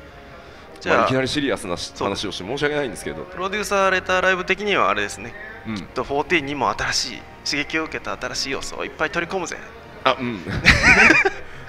でも面白いですよね、コンテンツには。その4人のインスタンスダンジョンでね、1人だけこうニヤニヤしながらこうチレーってでアイテム最後宝箱を開けるときにね、ルートのテーブルこうバッと変えてみたりとかね。ちょっとだけ脱線していいですか。1.0 の最後のイベントあったじゃないですか。やれ街にもモンスターが攻めてきたぞって言ったときに、あれ実は運営チームで私とかもこうモンスターをポップさせて遊んでたじゃないですか。楽しかった。そうなんですよね。本来ね、ウルティマオンラインの頃のゲームマスターってね、本当はあれが仕事なんだよね。まさにゲームマスターなんですよね。今どっちかというとちょっとセクレタリーというか、その出自的になってますけど、本来はその普段起きないことをゲームマスターだからこそこう起こして、プレイヤーの皆さんにリアルタイムに楽しんでもらうっていうところがね、僕も好きなので、Q14 だからこそやったんですけど、今ね60ワールドとかあるそうなんですよね。うちには来ないとかね、あれを手作業で回すのはちょっとねなかなか工夫がいるんですよね。システム考えていかなきゃいけないし、逆に言うとプレイヤー同士でね、それがその特定の場所ですけどできますみたいな方が確かに面白いですよね。だからそんな広げ方は確かにありなんだよなっていうのは本当思いますね。はい、ありがとうございます。では質問の方に戻りますが、パッチ 2.3 で新たな蛮族ストーリークエストは追加されますか？それなんですけど、はい、あと残るはイクサルなんですけど、パッチ 2.35 になってます。はい、なぜかというとですね、今までのデイリーと毛色が違うデイリーになってます。クラフト、クラフト、イクサルたちと協力して何かを作っていくみたいな遊びになってて、今までのその、専用アイテムとかがあってちょっと違うんですよ。クラフトしてみようみたいなところもあって、でそのバトル系やってる人たちがそのわざわざそのためにクラフトやらなきゃいけないのっていうよりは、そのシーンだけクラフトができるみたいなことを考えつつ、でただやってない人にはそのクラフトのきっかけになってくれればなみたいなこともあって、全然毛色の違うデイリーにしてるので、すいませんちょっとまだ開発の時間がかかっているので、パッチ 2.35 でですね、なので 2.35 で大体そのイクサルのまで入ると、全そうですね、蛮族たちがクエストが揃うんですけど、全部やっているとですね、ボーナスエクストラストーリーが発生するとのことなので、じゃあこれがまたですね、14チームネタ多いなっていうなかなかね結構こう懐かしいなこれっていうなんかいろいろ凝ったやつ作ってるんで。じゃあまだ終わってないのがある人は、そうですね、2.35 までに気長に毎日コツコツやっといていただけるといいのかなと思います。はい、ありがとうございます。では最後に持ってきました質問がございまして、そんなパッチ 2.3 の実装日を教えてください。E3 ですしね、でもこの前ですよねパッチ 2.28 出したまあそうですよね。じゃあパワポあるのかな？画面パワーポイントにしてください。パワーポイントになりますかね。パワーポイントですよ。はい、じゃあいきますね。パッチ 2.3 はドン。パッチ 2.3 7月8日火曜日公開予定。何よりもこの予定の字がでかいでかいですね。もう今日何日でしたっけ？今日は11、12日、13日ぐらいですよね。はい、日本は明けて13日ですね。1ヶ月を切っております。でですね、かなりギリギリでして、なんとかもちろん7月8日にリリースしたいなと思ってるんですけど、2日ずれるとですね、まだ若干これ2日の猶予があってですね、僕らとしては木曜日までにやっぱりパッチを公開したくてですね、今回もすみませんパッチ 2.28 でいくつかありましたけど、緊急メンテとかが入ってしまうことをある程度見越さなきゃいけなくて、それがやっぱり金曜日とかに突入してしまうとかなりしんどいので、なんとか木曜までにリリースをしたいんですね。で平日1日きちんとバッファーがあるようにしたいんですけど、だから8日もしくは10日まで、でそれを超えると翌週にちょっとなっちゃうかな。今そのかなり瀬戸際で、それでも今僕メールもずっとこの E3 期間中見てますけど、パッチ 2.3 この日付に合わせるために一丸となってやってますので、この日付通りいけばもう1ヶ月切ってますので、お楽しみにお待ちいただけたらと思います。7月8日火曜日公開予定ということでよろしくお願いいたします。それではこのままの流れでお知らせが今回もいろいろございますのでいきたいと思います。そのまま画面パワーポイントのままで大丈夫です。では最初のお知らせこちらです。ジャパンエキスポに今年も出展いたします。フランス・パリで開催されるジャパンエキスポ、2014年7月2日水曜日から6日日曜日のスケジュールで行われるジャパンエキスポに、ファイナルファンタジー14出展いたします。だからこれ行くんですよね、僕ね。行きます。行くんですよね。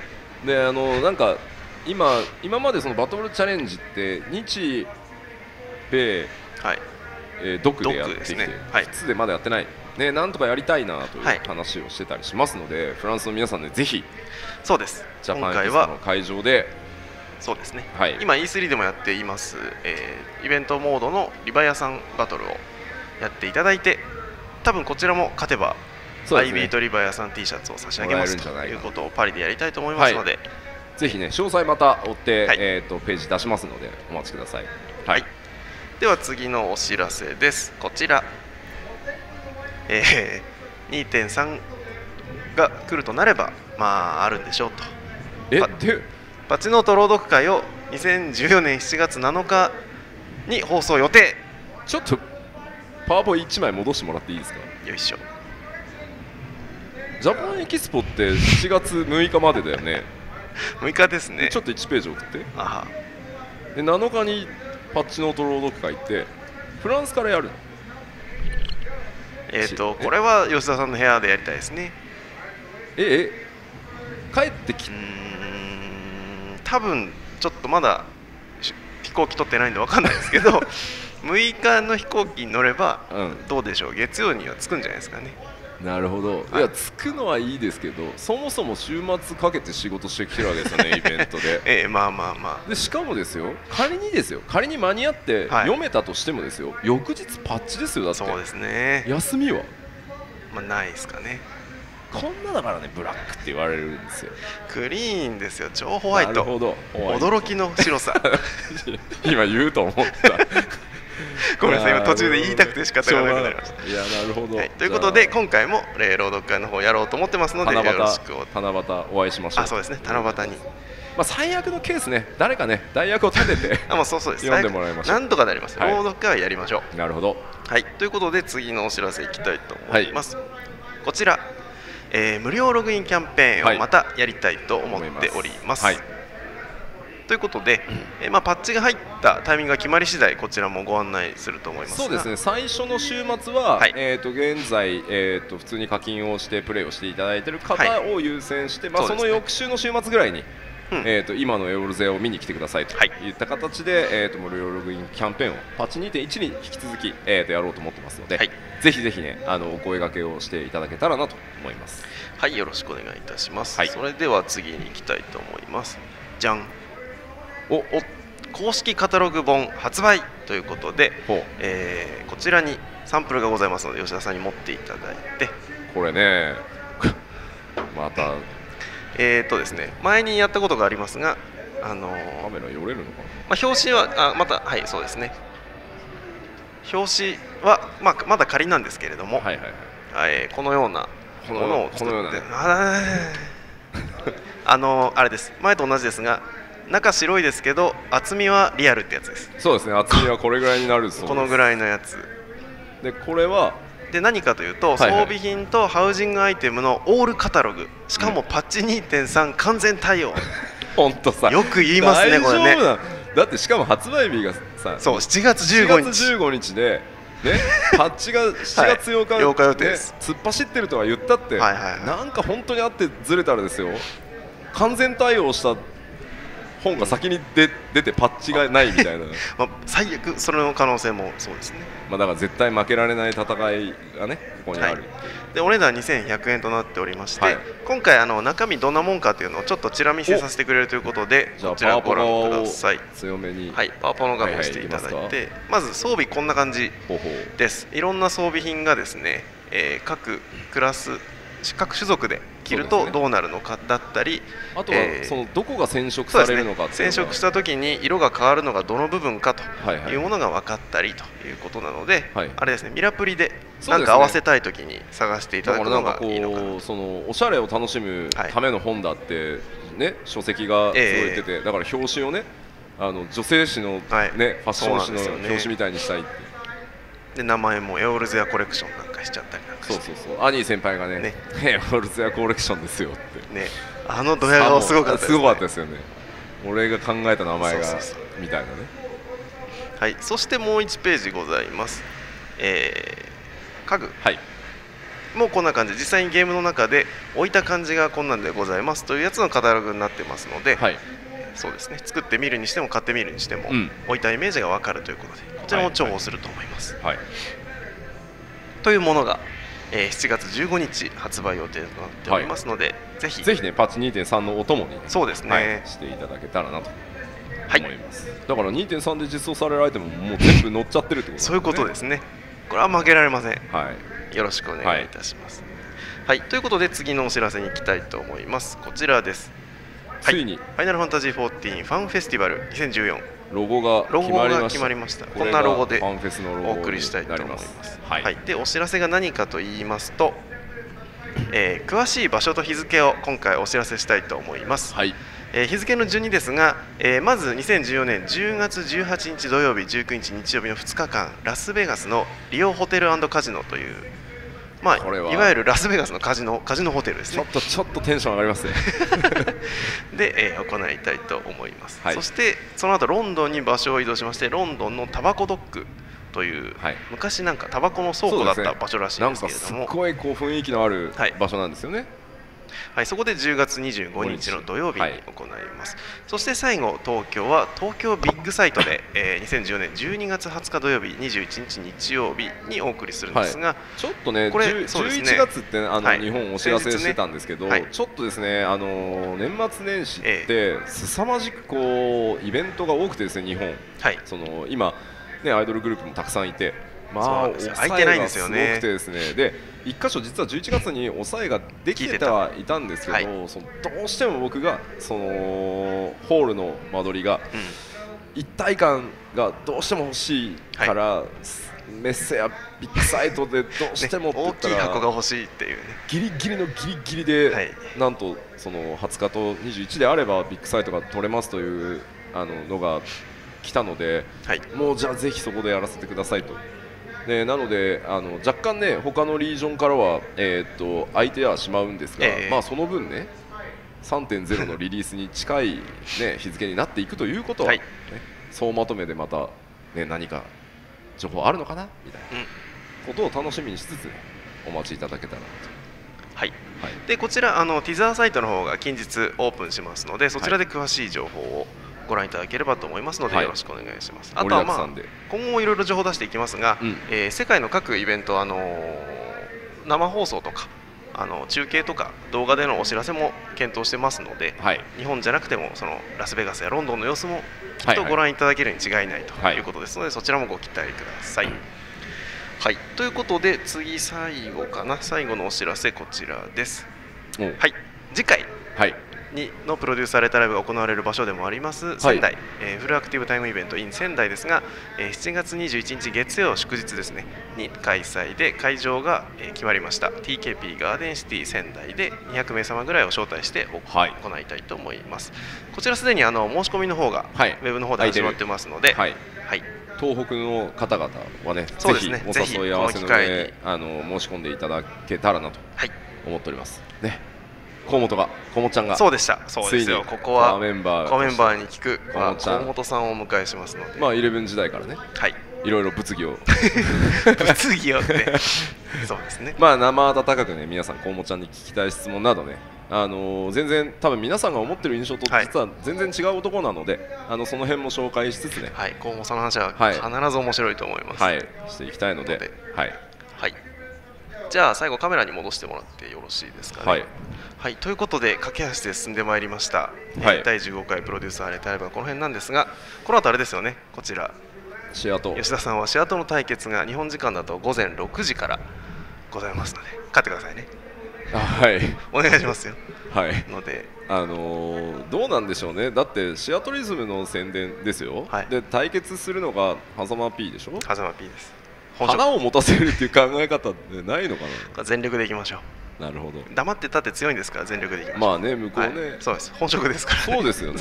言われてみれば確かにね、そりゃね、プロデューサーがね負けるとかないよね。煽りますね。もう2回負けてるんですけどね、そうですね。狭間さんね。って言ってあれ完全に今俺地雷を置いてるんだよね。決してペロらないようによろしくお願いいたします。そうですね。いやでもね、バトルね、いやらしいんでね、互角になるように嫌なの飛んできたりするでしょ。しますね。あれよくできてますよ。わかんない。ということで、レターライブは以上とさせていただきたいので、最後に皆さんにご挨拶とコメントをお願いいたします。またやっぱりその日本でやる放送とはここガラス張りでなんだろうね、E3 会場にいらしてる皆さんがこうガン見していたりね、あとねメディアの方がこう腕を組んで難しい顔をしてこの後のインタビューで何聞いてやろうかみたいな感じでいらっしゃったりね、タイタンじゃないリバイアさんチャレンジのね、勝った時の叫び声がすごいですね、聞こえてきたりといろいろ新鮮なんですけど、また世界各地でね出張レターライブね、やったりしつつ、あとまたファンフェスに向かってねいろいろ情報も出ていきますし、何よりねパッチ2.3、来月、ね、できるだけ早いタイミングでお届けできるように僕もまた日本に戻ってねすぐ最終確認のフェーズに入ろうと思いますので、パッチを楽しみにお待ちいただけたらと思います。はい、ありがとうございました。それでは以上をもちまして、ファイナルファンタジー14新生オルゼア第15回プロデューサーレターライブを終了させていただきたいと思います。ご視聴ありがとうございました。ありがとうございました。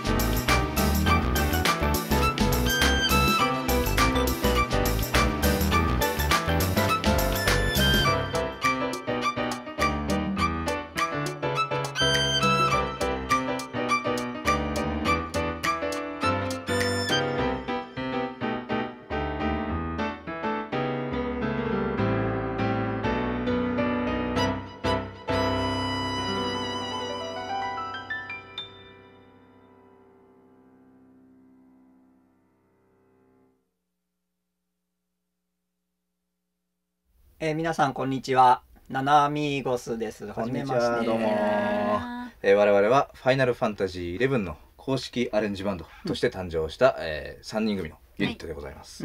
まずメンバー紹介、はじめましての方もいらっしゃると思います。じゃあ私からバイオリンの岡部真知です。よろしくお願いします。よっ。そしてキーボード、ピアノを弾いております、伊賀拓郎です。よろしくお願いいたします。リア充よ。どうも。そしてリーダー。パーカッションとベースを弾いてます水田直です。よろしくお願いします。リーダー。というわけでですね、まず聴いていただきましたね。新曲ですね、我々の。そうですね。まあ我々の新曲というか、それおかしいですけど、馴染みのありすぎるぐらいね。いやそれをナナミーゴスらしいアレンジとして、FF のテーマですね。そうですね。水田さんがアレンジしてくださいました。はい。それを聞いていただきましたが、それはもう場所はこのスタジオ。そう、スクエニスタジオ。我々は今までは割と11のアレンジを公式にやってるので、11の曲をやってたんですけど、今回 E3 のビデオということで、初めて我々をねご覧になる方が多いかなと思ったんで、ちょっと馴染みのあるファイナルファンタジーのテーマをナナミーゴスバージョンにアレンジして、僕たちこういう感じのサウンドやってますっていうのをご紹介の意味も兼ねて。これまではその FF11 の10周年で行われたバナフェスですね、バナディールフェスティバルを皮切りにファイナルファンタジー25周年記念ステージ等々いろいろと演奏させていただいたんですが、今回はそういう新曲もあるということなんですが、今までのその活動の中からちょっと一曲ご挨拶代わりにまた聴いていただこうかなと。何回か我々ライブをやってるので、その時の映像を今ご用意しましたので、そこから何曲か聴いていただきましょう。じゃあその以前やった映像ですが、一体何が流れるのか皆さんお楽しみにしてください。それではどうぞ。ドン。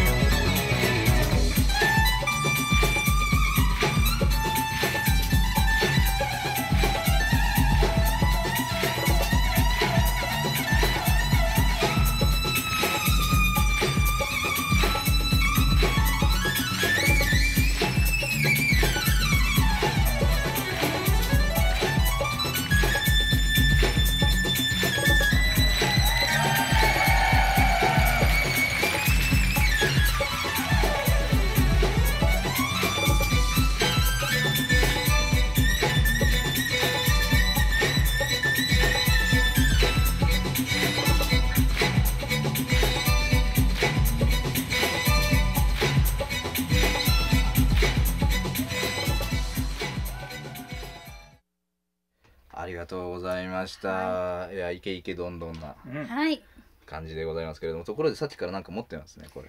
CD です、我々の CD。実はね、去年出てるんですけど、アメリカの方でも、iTunes の方でこのアルバムがね、ダウンロードできるようになったということで、レッツダウンロード、レッツダウンロード、レッツダウンロード、そうやって海外の方でも聞いていただく機会が生まれたということで、ぜひ先ほどのライブとかもね、日本だけにとどまらず、我々野望はね、野望は海外ライブですから。海外ライブね、なんかいまいち盛り上がりに海外ライブ行きたい、呼んでください、呼んでくださいということですね。お待ちしてます。ありがとうございます。というわけで、まあ聞いていただきましたけれども、まあ時が過ぎるのは早いもので、もうこの VTR もそろそろおしまいに、終わりです。まだもうちょいあります。まだもうちょいだけあるんですけれども、そのもう一曲聴いていただきたいなと思います。それはさてどんな曲なんでしょうか。これはですね、まあ我々は大体ノリのいい、まあグルーヴ感のある曲を中心にやってるんですけども、こちらの岡部さんと伊賀さんがですね、時々デュオでいい感じのね、生演奏をやってくれるんですけども、それも我々のこう売りの一つで、今回なんと「ファイナルファンタジー3」の「悠久の風」っていうすごくね人気のある曲があるんですけども、それをこのお二人がねやるとどんな感じになるかっていうのをぜひご紹介したくて、それでこの曲を選んできました。じゃあぜひその「悠久の風」聴いていただきつつ、また次回お会いする日まで、次回とはいつなのか、次回は直接お会いしましょう。Thank you。これいつまで続くの？もう終わってFrom Japan with love。with love。OK。さようなら。See you soon。 See you soon。 soon です。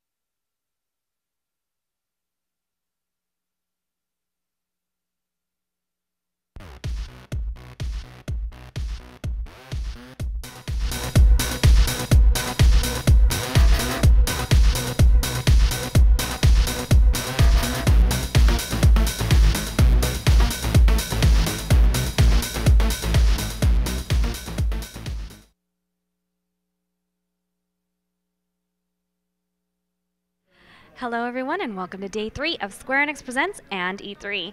I'll be your host and guide through this little tour through the wonderful land of merchandise that we call Square Enix products. My name is Kelsey Britt and I am merchandise coordinator here at Square Enix. To get us started, I wanted to show off some of these amazing entries and announce the winners of our recent Twitter contest. We asked PlayArts Kai fans and collectors to show off their best poses with their Final Fantasy figures. We challenged them to submit unique and dynamic poses like this one of Lightning, or this one of Vincent Valentine. We were not disappointed by the entries. Our fans showed impressive creativity, boasted their rare figures and their expansive collections. Having this opportunity to watch fans interact over their shared love of Final Fantasy and our products was an incredible experience. We were so happy to have this chance to connect with them. So, without any further delay, it's time to announce the winners of our Play Arts Pose contest. We'll begin with the 3 winners who will receive honorable mention. The first is Guillermo. Hope I pronounced that right. Let me see. Sorry about that. He knew that throwing a cat at us was a surefire way to get our attention. Judge Master Gabrath seems like he might be a little out of his depth with this feline foe. For making us laugh, Guillermo is our first honorable mention winner. However, it wasn't enough to do just a funny pose with an interesting backdrop. He also actually fairly well balanced posed this Gabrath, and he does look as though he might leap into battle at a moment's notice. So our second honorable mention will go to a user who calls themselves RPG Sorceress. So hold on, we're having a bit of technical difficulty. All right. Okay. This is how you guys know it's live.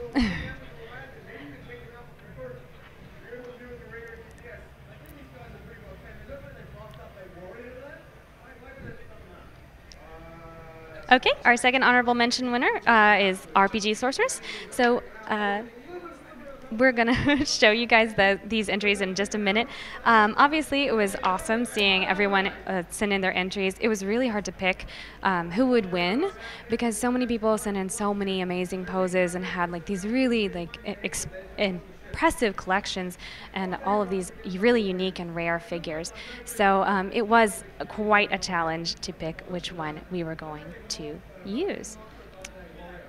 So, thank you guys all for joining into this contest. I know that everyone had a lot of fun, and it was a lot of fun to see how you guys chose to pose your figures. Okay, all right. So, next slide. Okay, all right. Okay, next slide, please. Next slide. Next slide. All right, this is our first honorable mention, Guillermo, as I was saying before. So as you can see, Judge Master Gabrath is fighting a cat. But the posing is actually really well done. It really does look like Gabrath is about to try and fight this feline foe. So our first honorable mention winner is this user, Guillermo. So thank you very much. Next slide. Our next honorable mention is RPG Sorceress, as I was saying before. So this beautifully staged scene, it features the heroes of various Final Fantasy games facing off against Sephiroth. It exhibits technical photographic skill, it's a high-quality image, and it has realistic, battle-ready posing of Lightning, Yuna, and Zack. And on the next slide, we have our final winner for honorable mention, Aaron. This beautiful picture of Yuffie with the caption, "The single white rose of Wutai amidst a flower whirlwind." It was just too gorgeous to ignore.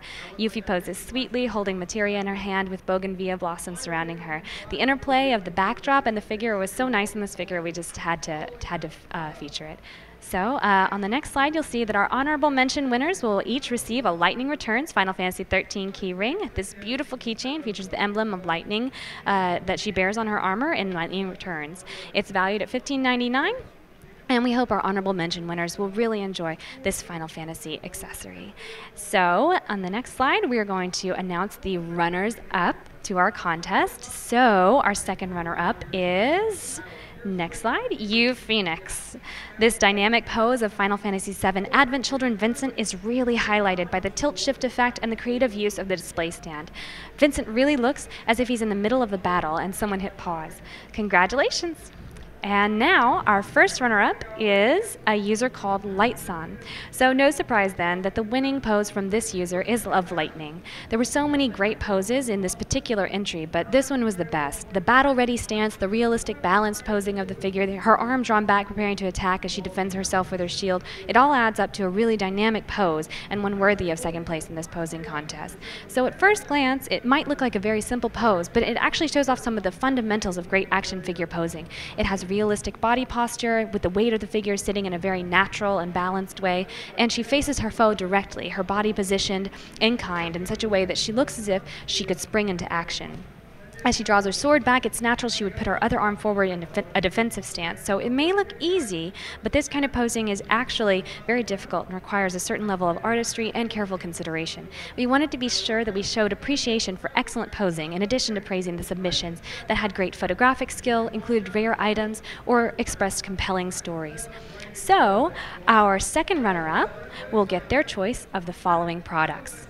These are our Final Fantasy Static Arts Minis, and our first volume of these 3 figures from this line are all from Final Fantasy VII. Of course, we have the hero of Final Fantasy VII, Cloud Strife, and then we also have the primary antagonist, Sephiroth, and last but not least, we have Tifa Lockhart. So our first runner-up will receive 1 each of these cute little statuettes. If you did not have the opportunity to enter our contest but would still love to have these Static Arts mini figurines for your very own, never fear. All 3 of these and more are available for pre-order now on our official online store. We've included the link up here on the slide, so be sure to check it out. And now, the moment you've all been waiting for. Drum roll, please.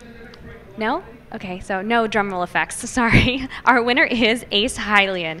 Ace Hylian had so many excellent entries, it was honestly hard to pick which one should be the winner, but this super dynamic pose and angle were the ones that took the cake.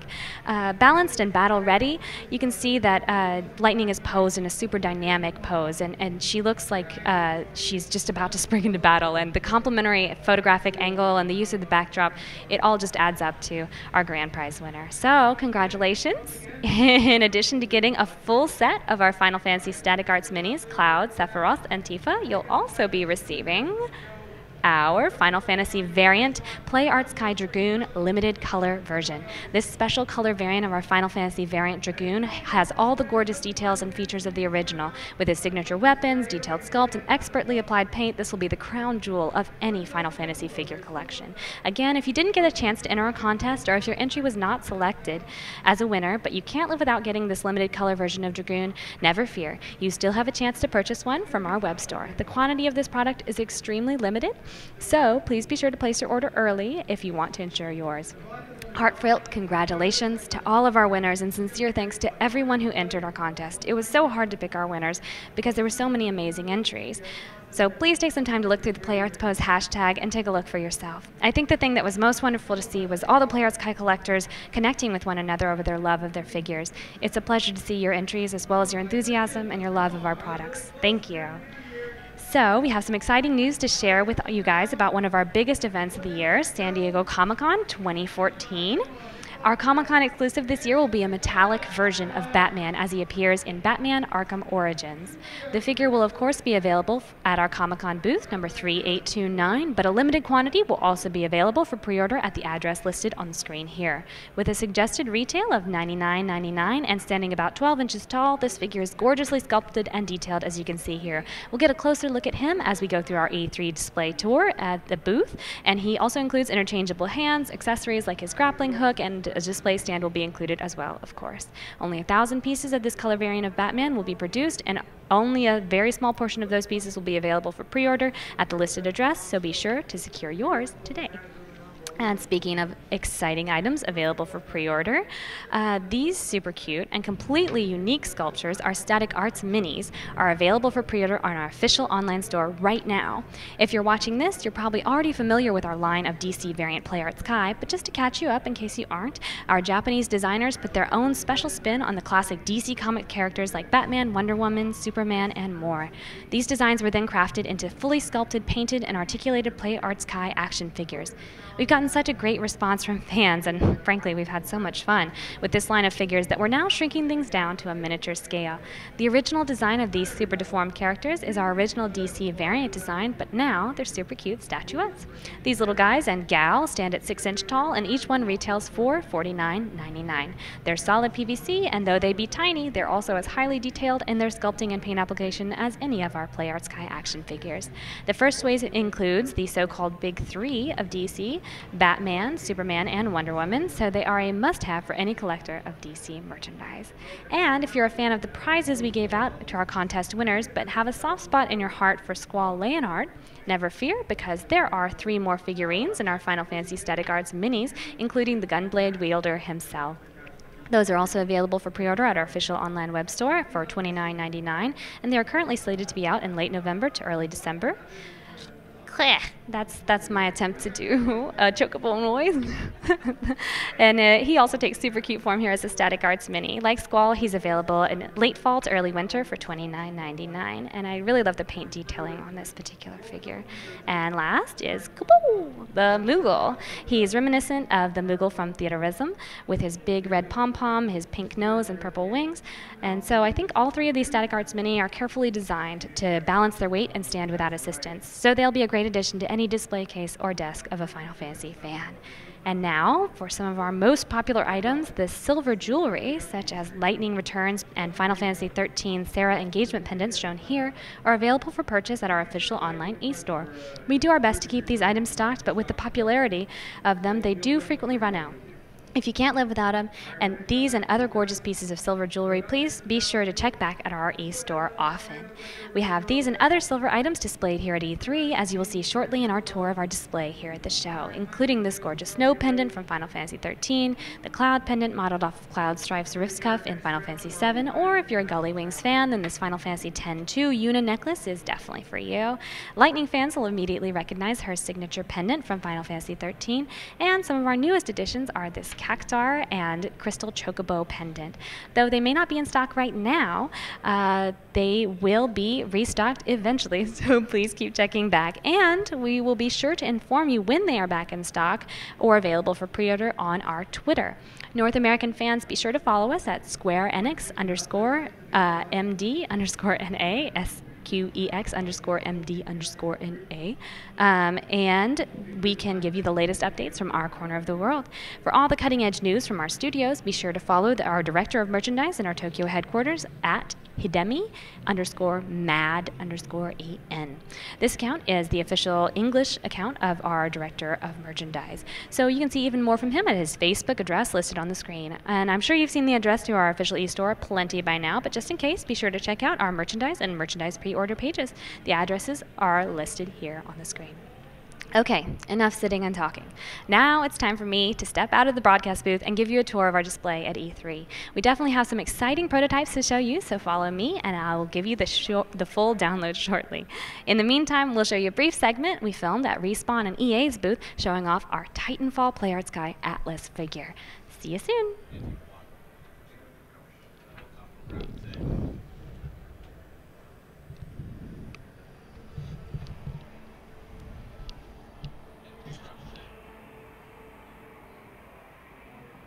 We're over here at the Respawn booth with EA.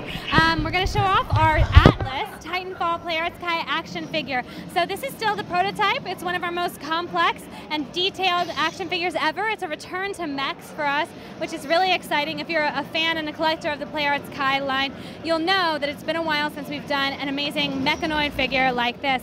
So one of the cool things I'd like to point out about this particular figure is Titanfall is all about the symbiotic relationship between the pilot and the Titan.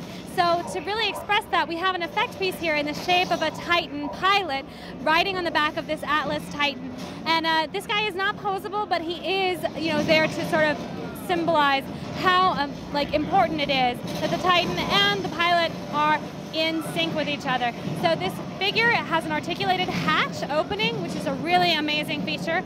Unfortunately, right now, the price and the release date are still to be determined, but if you follow us on Twitter and just keep track of us, we'll be sure to let you know as soon as we know about the release of this amazing and exciting Play Arts Kai action figure. Thanks, guys.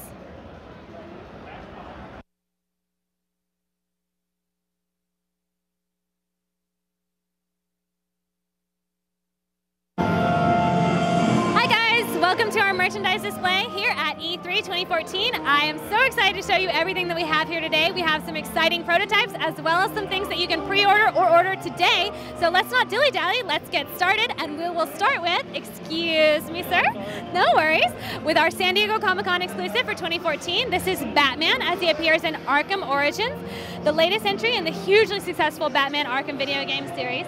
So this Batman is one that's just started his journey as a mass vigilante. You can see that youthful quality in the sculpt. He's not quite yet the Batman that'll someday be the savior of Gotham, but he's closer than he ever has been before. This beautiful sculpt has been given a gorgeous new paint application for a San Diego Comic-Con 2014 exclusive. The bright metallic colors really highlight this amazing sculpt and give off the effect of Batman standing atop a tower in the moonlight, looking down at Gotham below. The blue of the night sky and his cape billowing behind him. Speaking of that cape, it, like many of our latest Play Arts Kai figures, is made of a soft PVC that is more malleable and makes for easier posing. It also has articulated ball jointing to make dramatic action poses easier than ever. This Batman will be available at our San Diego Comic-Con booth, Square Enix. So if you follow us, we will be at the show. Come to 3829, that's our booth number, and get yours. But if for some reason you can't make it to the show, there is still a chance for you to get this exclusive figure. It'll be available for pre-order. Actually, I'm sorry, it's available for pre-order now, though it will not be shipping until shortly after Comic-Con around August 10th. You can order it online. But this online pre-order is extremely limited, so if you can't live without him, make sure to get your order for this Comic-Con exclusive Batman today. So, in keeping with our theme of Arkham Origins, we have Batman in his standard paint application. As you can see, this is a more matte finish and is in more of a gray color palette, fitting the gritty and realistic tone of Origins. He comes with the same accessories as our San Diego Comic-Con exclusive, exchangeable hands, grappling hook, and of course his signature Batarang. Deathstroke was also a featured antagonist in Arkham Origins, and we've done the Terminator justice in this version of the famous assassin. A perfect fit for the Play Arts Kai line, this armored killer comes with a multitude of weapons and accessories, with a sword and scabbard at his back, a staff, a few guns just for good measure, with plenty of exchangeable hands to hold them all, of course. A cool feature of this particular figure is the cords holding his mask in place are also articulated, so you can really pose this figure in a dynamic way. Both will come with a display stand and retail for $99.99, and they're available for pre-order on our official e-store today. So be sure to get yours before we run out. Okay, so keeping up with our Arkham Origins theme, our Joker and Robin. We've shown these figures before at New York Toy Fair, but this is the first time we're seeing both in full color stateside. Joker also looks younger and a bit less lean than we're used to seeing him. He comes with his signature purple suit, matched to the style of his look in Origins meticulously. He has a knife and a shotgun, and comes with exchangeable hands to hold them. His coattails are articulated for maximum posability, and of course he wears his signature grin. As for Robin, the Boy Wonder is shown here beautifully sculpted and looking like we've rarely seen him before, with a more heavily armored spin on his classic costume. Robin has a shuriken with a Robin motif, a staff, and a shield. Like other caped figures, his cape is made of that soft PVC for maximum posability and has some articulation to help hold very dynamic poses. Release date and prices for these figures are still to be determined, but we look forward to hopefully releasing them this year at a price point in line with our other Arkham Origins figures. Rest assured, our signature Hexa stands are included with these figures like all of our Play Arts Kai.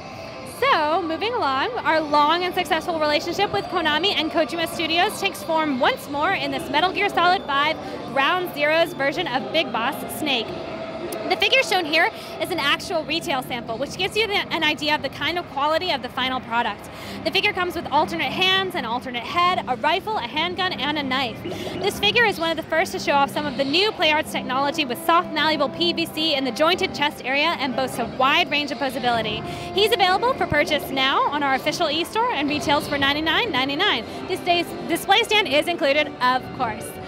So, one of our very exciting reveals of E3, showing off for the first time, is our Halo 2 Anniversary Edition Master Chief. So Halo Play Arts Kai are among our most popular, and this Master Chief is no exception in generating excitement. With the recently announced Halo Master Chief collection, there's a lot of interest surrounding this figure, and you will notice he's definitely more detailed than ever. Since this is the first time we're displaying Master Chief and he's still in his gray prototype stage of development, he most likely will not be available for pre-order soon. But hopefully we'll know more about his release date and can share it with you in the near future. Though it's still early in development for this figure and some features may change, it seems that for now he will come with an energy sword and dual-wield pistols.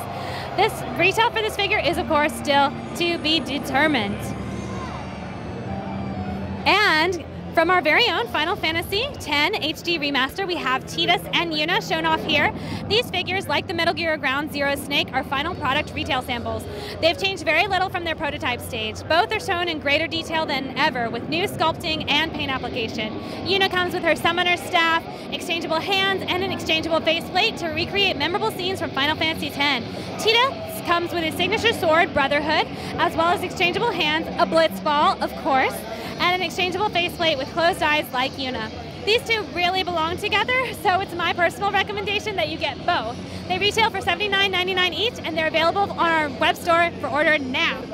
So, keeping in our Final Fantasy theme, we have our perennial favorites, the plushies from Final Fantasy series, Tonberry, Chocobo as a white mage, Cactar, Final Fantasy XIV's Moogle, Kuplukopo are all shown here. These guys are so popular, ranging from $24.99 to $26.99. They're all available on our official e-store. We do our best to keep them in stock, but they do sell out quickly, so be sure to check back frequently and follow us on Twitter. We will be sure to announce when sold out items are back in stock. So, something I'm happy to share with you guys today at E3 that we don't usually get to show is our silver collection. So our Final Fantasy series of silver accessories is really stunning, and we have brought some of our favorites to show off at E3 this year. All of our jewelry is made of sterling silver, and it's a high quality, very carefully designed, so these are true collector's items worthy of any jewelry box. Some of the newest additions are this cute Cactar necklace and this Chocobo and crystal necklace. Those are both priced at $120 each. We've also brought this beautiful classic piece, the Final Fantasy VII Materia pendant in Meteor. Sephiroth's black materia is made of gorgeous onyx and held in by a beautifully sculpted silver design. This retail is $126.99. And so on our second tier here, we have some of our more masculine pieces of jewelry for our male Final Fantasy fans. Though all our jewelry is unisex, these were designed with specific Final Fantasy heroes in mind, such as this Cloud pendant, which is modeled off of his cuff from Final Fantasy VII. Subtle and not ostentatious. It's a great piece of jewelry for any fan, regardless of gender. It retails at $189.99. Now, for someone who does like something a little more eye-catching, we have this pendant modeled off the one that Snow Villiers wears in Final Fantasy XIII. With plenty of glittering gems and the engraved cat design, it's a real showstopper. It retails for $229.99. And on our top tier of our silver display are our best-selling silver jewelry items. The Lightning pendant from Final Fantasy XIII is a perfect favorite. Sorry, and it's a great replica of the one that Lightning wears in Final Fantasy XIII. It's got these small pink and white crystals embedded into its engraving. It retails for $139.99. And from Lightning Returns Final Fantasy XIII, we have this gorgeous and impressive pendant modeled on the key motif of Lightning's armor throughout that game. This one sold out almost immediately, but we're going to do our best to keep it in stock. Last, but certainly not least, is our Final Fantasy XIII Sarah engagement pendant. This has to be our most popular silver item. It's modeled after the one that Sarah wears in Final Fantasy XIII and XIII-2. Not only is this a beautiful necklace in its own right, but it also includes a ring that rests on the chain on the top of the pendant. This ring can be removed and worn, provided you have roughly a size 7 finger, which is pretty small. Personally, I can see this making for an amazing proposal for any hardcore Final Fantasy XIII fan. It's a beautiful piece, and it retails for $229.99. All of these items are online store exclusives. They're available for purchase right now, and if you do not see them right now, it means that they're temporarily out of stock, but we are constantly restocking in our online store. So, like with our plushies, be sure to keep checking back and follow us on Twitter for all the latest updates. We'll be sure to alert you whenever we restock these Final Fantasy items. Well, guys, that's all we have for you today at E3. I hope you enjoyed, and I hope you'll tune in next year and see everything else we have to offer. And be sure to come see us at Comic-Con booth 3829. Thank you.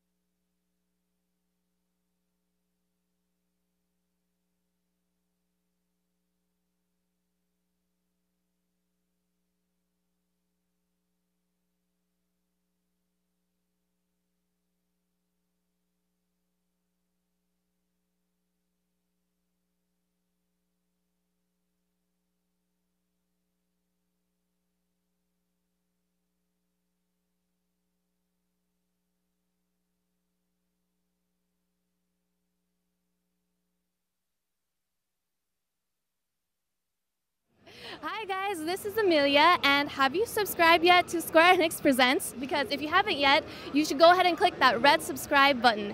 Square Enix Presents is a broadcast channel that will be bringing you all the great news and info from game industry events just like this. Right now, we're at E3 2014, and we have so much great content prepared for you guys. We have info on games like Final Fantasy XIV Realm Reborn, Kingdom Hearts HD 2.5 Remix, and just so many other titles that I can't even remember all the names.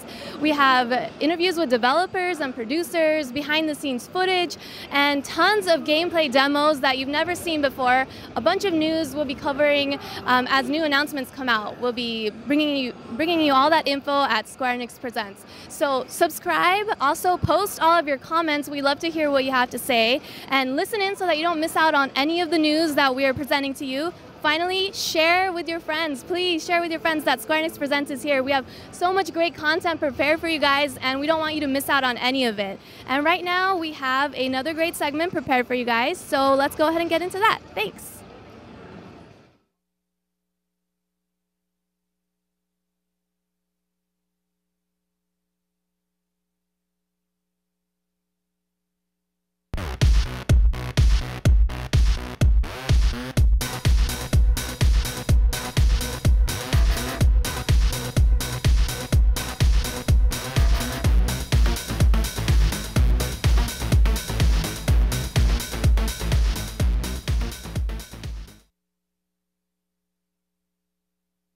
Greetings fans, 皆さんようこそ.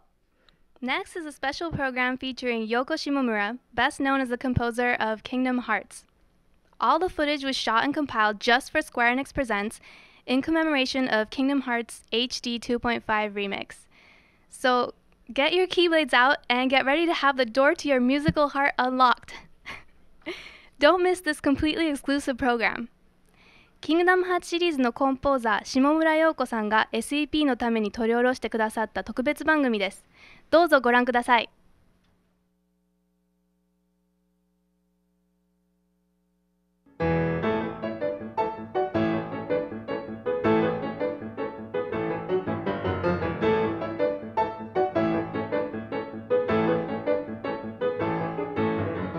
下村陽子です。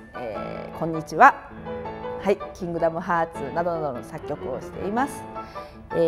今回は、2.5 が出るということで、ちょっとキングダムハーツについてお話ししたいなと思います。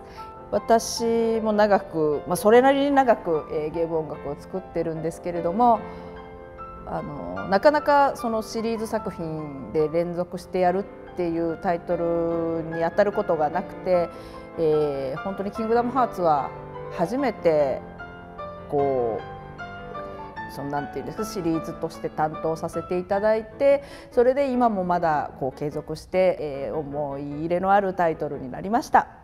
例えば1を遊んでくださった方が2を期待される時に1の音楽の方が良かったとか、その新作が出て前の方が良かったって言われるのがやっぱり一番嫌なので、やっぱり1の時って作曲しててもしんどかったし辛いことはいっぱいあったんですけど、回を増すごとに今まで書いてきた曲が増えていくわけじゃないですか。でその今まで作った曲よりもいいって言ってもらえる曲を作っていかなきゃいけないなっていうそのプレッシャーはすごく感じてますね。で姿勢としてはやっぱりもうとにかくプレッシャーに負けないようにっていうのは意識してます。はい、こういう仕事をしてると本当に10年先とかって自分がこの仕事ちょっと続けてられてるかどうか分かんないなって思いながら本当に毎年毎年いつも曲作っていってるので、タイトルとしてもこんなにすごく人気になって、しかも自分がそうやって続けて担当させていただけるようなタイトルになると思っていなかったし、また自分もやっぱりあれから10年以上経って今もやっぱりこうやって同じように曲を書かせてもらえてるっていうことはすごくでも幸せだと思ってますね。本当に驚いてます、いろんな意味で。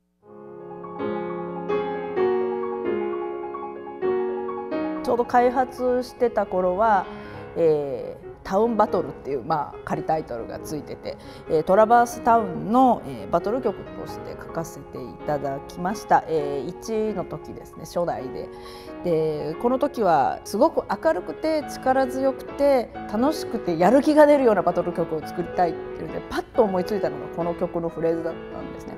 で当時はなんかもうちょっとその最初が暗いシーンがあるのでもうちょっと暗いバトル曲みたいな感じにしようって話が出てたんですけど、なんか私はこの曲でやりたいですっていう形で後半はその明るいバトルでいきましょうっていう風な感じになって、前半と後半だけちょっと珍しいんですよね。あんまりそういうことないんですけれども、そのタウンの中で前半はその前からちょっと流れてるバトル曲でちょっと暗い感じの曲なんですけれども、後半はパキッとこう明るくいくみたいな感じでこれもやっぱりこういう明るいバトル曲をやりたいっていうのを言ったらそれが叶ったっていうその一つですね。はい。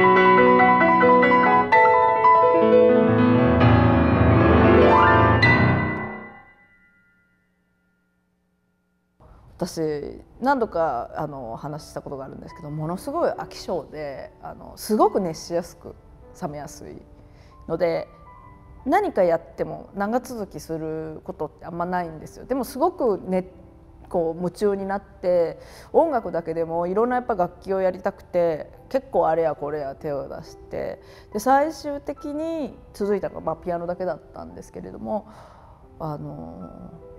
やっぱりちょっとピアノ決して私うまくないのでピアノでなんかするっていうのはやっぱ難しいかなと思って、いろいろでも音楽の仕事したいしというので、じゃあちょっと作曲面白そうだしなんか曲作ってみたいしやってみようかなみたいな感じだったんですね。で当然周りも私の両親ですら 2,3 年ですぐ辞めるだろうと思ってたみたいなんです。で私自身もそんな長続きすると思ってなかったので、それがね25年も続けられてきたっていうのは自分でもびっくりですね。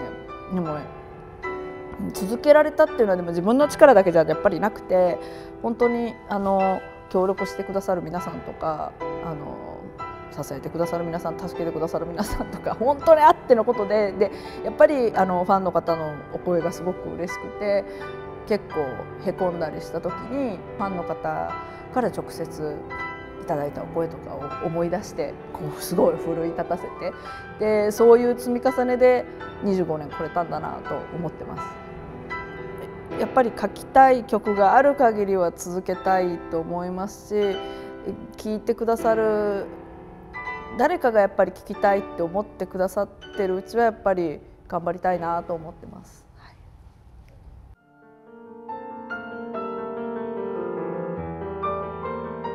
本当にこれもキングダムハーツのファンの方からもたくさんすごい嬉しいお声いただいて、すごく悲しいバトルなんですよね。でもバトルらしくないバトルとか、よく言われるんですけれども、もともとはロクサスという、登場人物、皆さんご存知だと思うんですけども、ロクサスのテーマ曲っていうのがあって、でそれがファイナルミックスというちょっと追加要素のあるタイトルになった時に、その曲でバトルをしたいのでその曲を激しくしてほしいっていうふうにオーダーがあったんですね。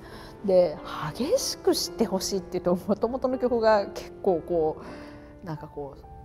音数の少ない儚い感じの曲だったので、どう激しくするんだろうと思って結構どうしようかなって思ったんですけど、哲さんがすごい、ピアノが好きだっておっしゃってたので、じゃあちょっとピアノでピアノコンチェルトみたいにしたらどうかなみたいな感じでやってみたら意外とちょっとハマって、すごい私自身も作り始めてからはノリノリで作って、もうこれで完璧だろうと思ってデモを出したんですけど、その哲さんから返ってきたのはもっと盛り上げてほしいって言われて。いやもう精一杯ですって言ったけど、いやでももっと盛り上げって押し問答があって、もう最後の最後にもう本当泣きながら作ったんじゃないかっていうぐらい、最後は結構もう自分の中をいっぱい悲しい思いでいっぱいにしてすごい作って、そういう意味でちょっとしんどかった記憶がありますね。はい。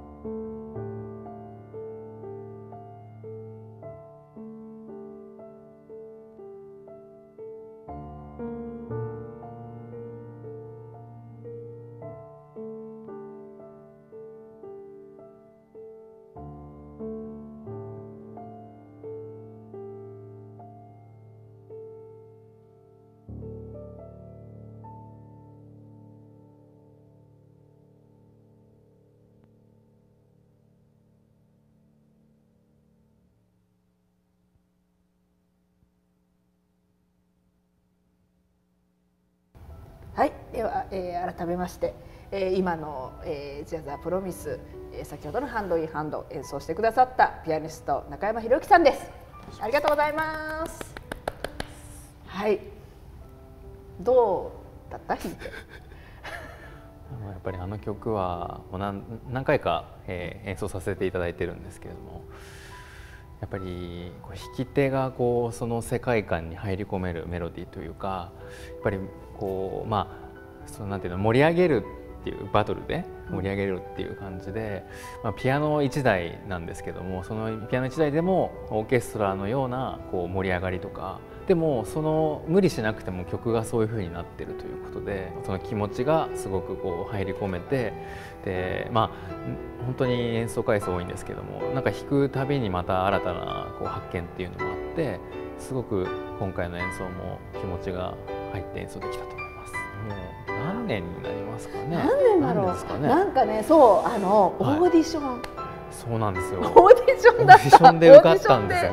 僕。そうその最初のハンドインハンドがちょうど収録されている、キングダムハーツのピアノコレクションズっていう最初に出たピアノコレクションズ2枚出てるうちの1枚目のね時に、私すごくやりたいことがあって、ピアノってこんなすごいことすごいのよって、こんなことできちゃうのよみたいな、例えばすごいゲームの音楽が大好きな人が、ピアノをやろうと思った時に、これを弾きたいと思うから毎日練習頑張ろうとか、そう思ってもらえるようなピアノ曲集にしたいっていうコンセプトでピアノコレクションを作りたいっていうふうに話をしたんですね。だから誰でも弾けるようなんじゃなくて、どっちかっていうとすごく技巧的なものが作りたいっていうので、クラシカルなこう演奏技術を持ってる方でもそういうスタジオに入ってレコーディングされてたり、その誰かのそういう例えばそのゲームの新曲とかを弾いたりっていうのをしてくれる方っていうのが思いつかなかったのよ全然。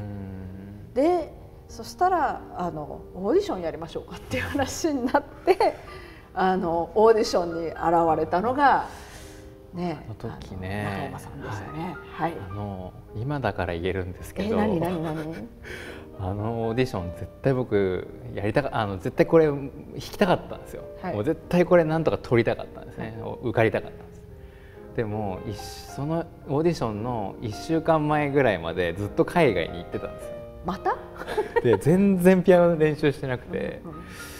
で帰ってきてから猛練習してそのオーディションに向かって、でもその思うようなこうやっぱりちょっとね、なかなか弾いてないと難しいところあるんで、思うようなプレーができなかったんですけど、なんかねすごいねアピールしたんですよ。でもすごいなんかでも謝ってた謝りながらも自分は自分も一応作曲をねする人間だから、なんかこういろいろ使いやすいですよみたいなアピールをしたんですよ。そうだったっけ？弾くのはもっとまだね上手い人いるかもしれないけど、いろんな意味で使えますよ。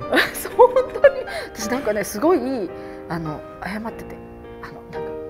こんなんですいませんみたいな感じのことをなんかね、そうもうちょっと言い方は違ったと思うけど、えらい腰の低い人だなこんなにピアノ弾くのにと思って。いやでもね多分謝ったのはやっぱ1週間前にちょっとあんまり練習できてなくて、だけどなんとかしてやりたかったんで。なんでそんなに曲聴いていいなとか思ったんですよ。直感的にその譜面見て、あこれ結構なんていうのピアニストに技巧だとか音楽的要素すべて要求してるなっていうのが分かったんですよ。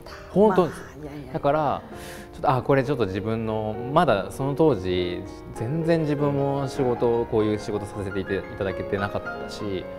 で自分も昔ゲーム好きだったし、でたまたまやってたあるゲームの作曲家が島村さんだったみたいなね。もうそれが聞いた時にもう感動しちゃって、でしかもその人がピアノのことが結構好きだってなったから、ちょっとなんとかしてオーディション結構自分の中で分岐点だったかもしれないですね。このゲーム音楽に入っていく中で。1曲目のハンドインハンドは懐かしかったですね。もう 4,5 年前ですかね。っぱり昔弾いたことある曲とかすごいやっぱり、今回また弾いてみてまたやっぱり新しいこうなんて言うんでしょうね、新鮮な部分があって、でまた新たに見直して、こういうふうに今回は表現したいなとか、すごくでもあれもなんかいい曲ですよね。なんかこう弾むみたいな、こうなんて言うんでしょうね。そうね、やっぱり楽しいバトル。楽しい、だからすごく懐かしかったですね。でね、同じバトル曲でも全く真逆の方向の2曲目の2曲でしたね。ジアザープロミスもこれもね、つい先日今度出る 2.5 で実際にゲームの中の音楽でなんと中間裕樹さんが演奏してくださってます。そうなんですよね。本当にこれもだから思い出の曲でピアノコレクションズで弾いていただいて、今回 2.5 でも弾いていただいて、ライブでも弾いたし、ライブでも弾いても、だからやっぱりレコーディングの時もあの曲最後に持ってこようとか思って一番こう思い入れがそうなんかすごいね、違うなんか入り方がやっぱりもう最後それを取ってこうみんなでこう終わりにしようっていう感じで、思い出の曲がもう一曲ありますね。キングダムハーツでありましたけど、で今回連弾にね、なんかなんか私も弾いてとか言われたんですけど、ちょっと私一人で弾くのはちょっと自信がないし、じゃあ1台で弾けるように連弾にしますか。でも時間もないので短くていいですよねとか、もう全然いいよ、なんか 1,2 ページとかでいいからって言って次の日に譜面が送られてきたら6ページぐらい、7ページこれライブっていうかレコーディングでやったピアノデュオとまんまの尺なんですけど、これを今から連弾用で練習しろとみたいな、びっくりしたね。なんかほらこの前のレコーディングの時にちょこっと遊びで弾いて、連弾できんじゃないのとか言って冗談で言ってたけど、あの時遊びだったからちゃんとなんかペラペラって弾いただけなんだけど、実際にこうやって弾こうとする、なんか指ぶつかって腕邪魔みたいな、足踏むなみたいなね。踏んでないって足踏んでたから本当大変申し訳ございません。いやもう手がぶつかります。手がぶつかりますよね。でもなんかすごい身近にいて、またそれはそれで楽しいんですよね。息はね合いやすい、すごく。これは本当にでも今回おそらく多分もう連弾で弾くってそうないよね。ないかもしれないです。また喧嘩するからさ、足踏んで。いやでも大丈夫です。手ぶつかったとか。いや大丈夫です。またそれもそれでいいじゃないですか。そんなわけで次はいつ聴けるかわからないという、今回初めての連弾バージョンで最後の曲「Dearly Beloved」をお届けしたいと思います。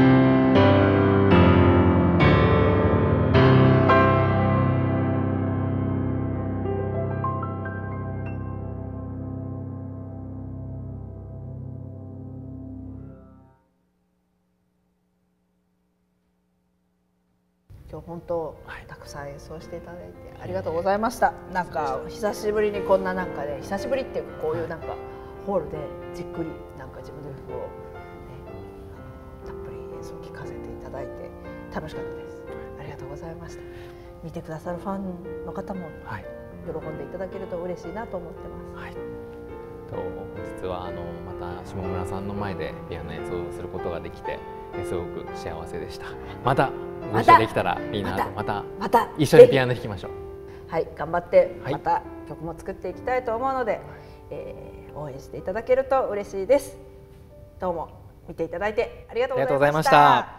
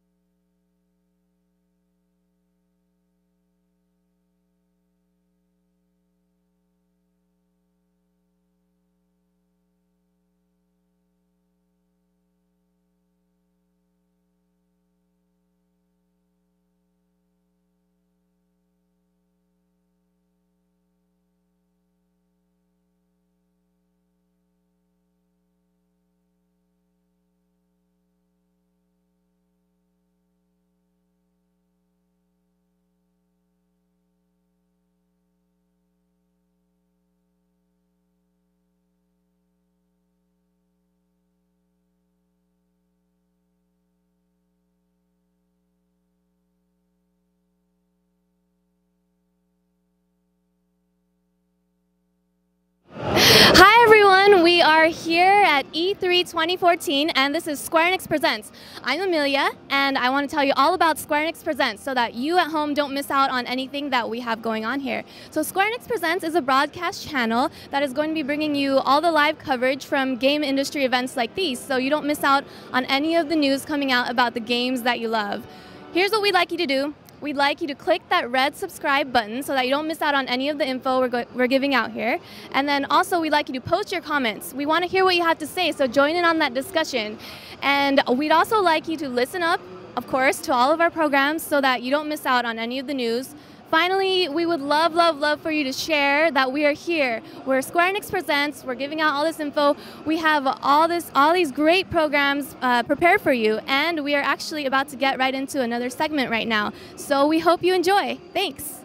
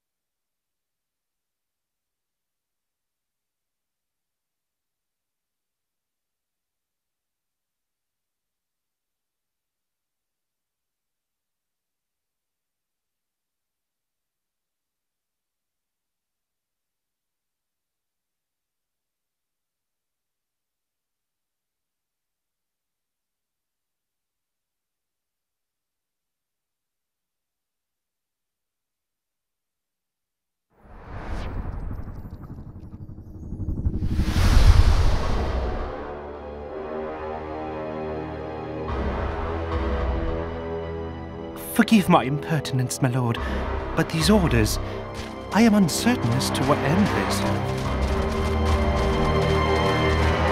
Revolution.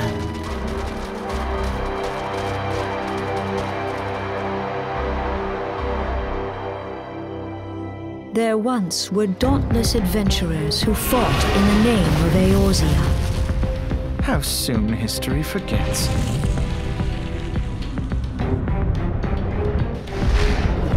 The Echo will be instrumental in dealing with the primal threat.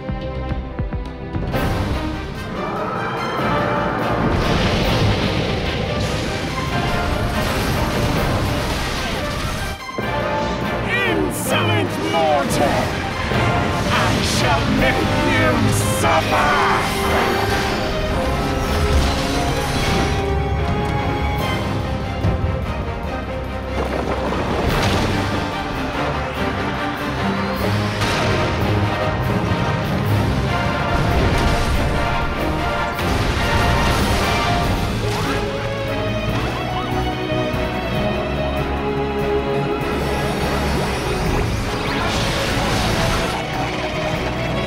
It's only a matter of time before Leviathan returns to harrow the seas.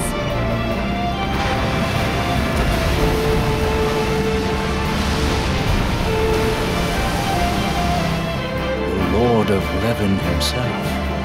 Never shall this scene remain etched in my mind's eye.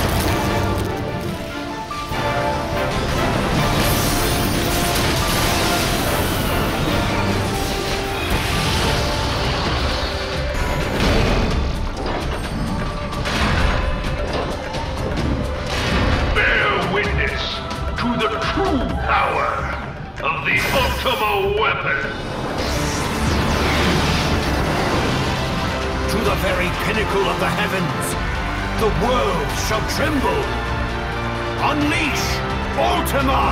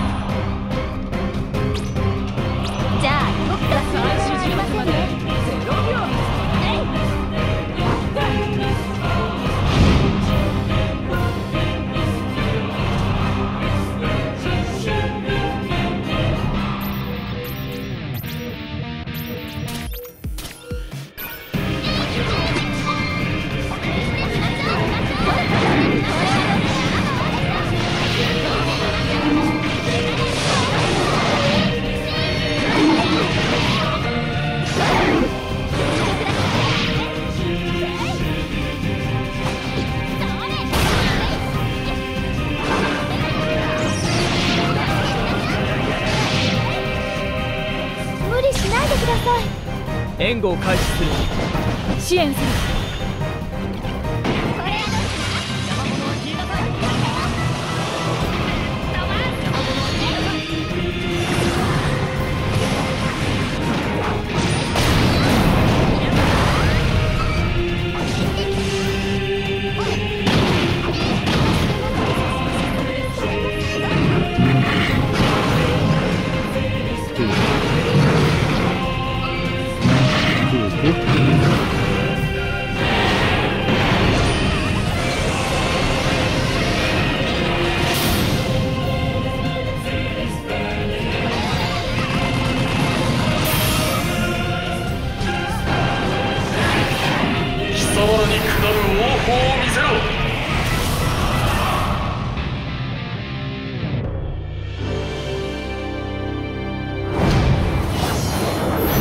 ファイナルファンタジーアギト。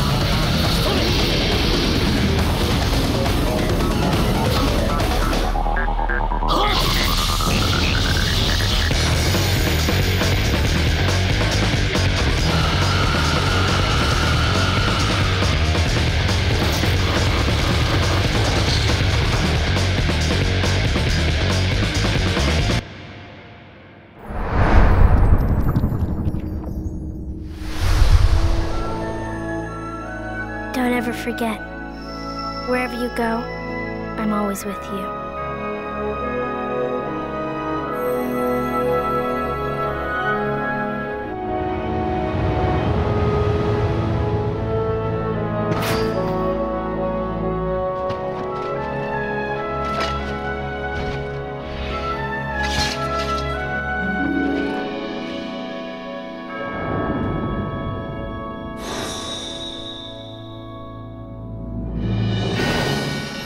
The world's made of light and darkness. You can't have one without the other. I don't care who this organization is or what it's planning. There's nothing to worry about, right? Go where? There is some place I want to go, and someone I want to see. It has been far too long, friend. The Keyblade has no place in this or any world. Xehanort has made his purpose clear. I am left with no choice. At last our moment is here. I swore I would survive and be there to see what awaited beyond the Keyblade War. We don't know the bug's true form or origin, or why it's even here. You said Sora has to call these memories to the surface. Is it time? You'll just have to look deep inside your hearts, and that's where you'll be able to find us. The words might disappear, but never the memories. Give me strength!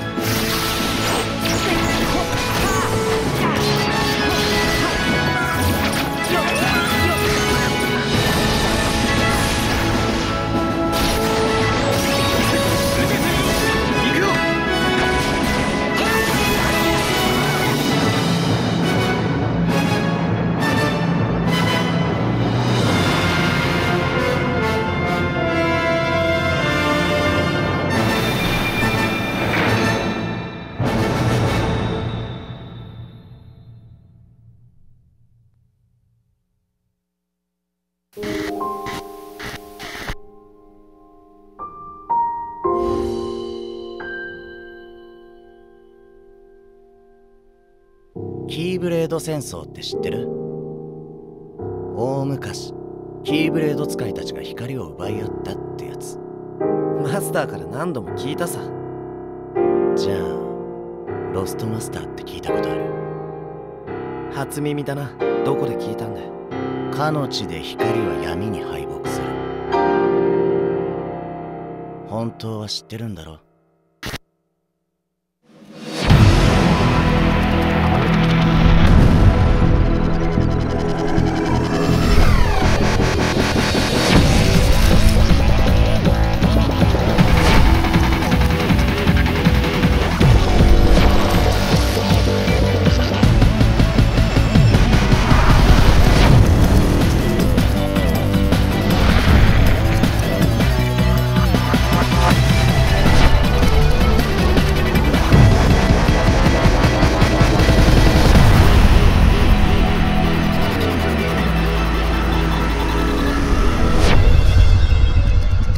？When you're ready, open your eyes.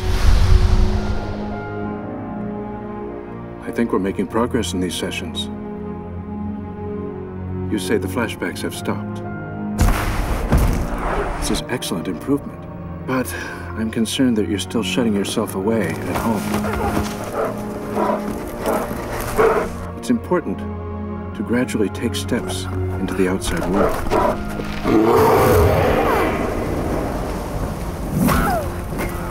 Take some walks. Maybe pick up a nice hobby. Girl your age, you should be exploring new horizons. I'd like to know you're taking care of yourself. For many people, these traumas become a mental trap. They get stuck, like a ship frozen in ice.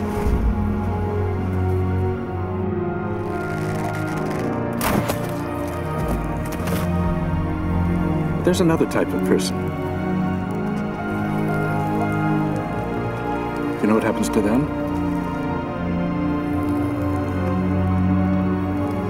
Miss Croft? We become who we're meant to be.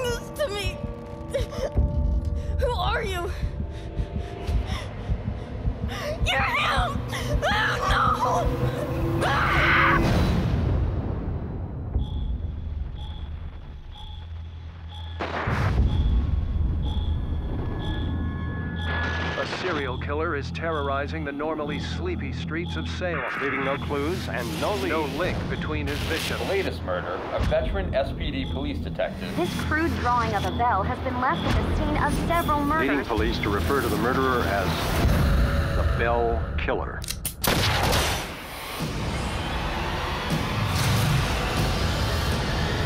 Get back here! He kills different ways every time. We gotta figure out what that means.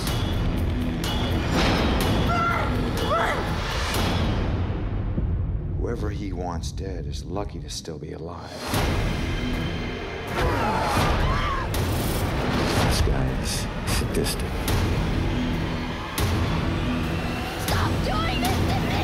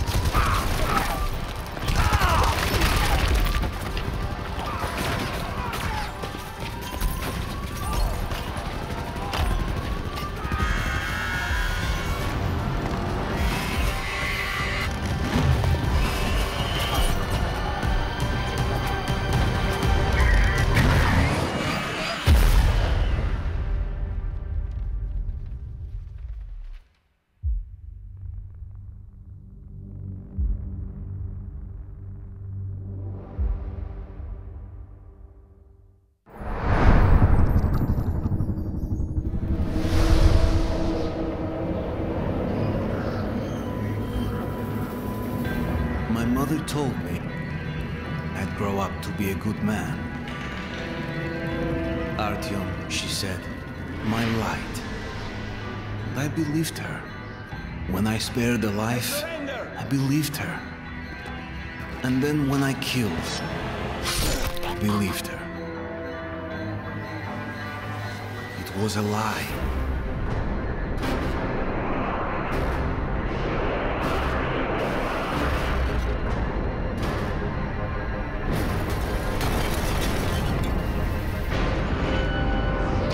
These things I have done. My hands are blackened with blood.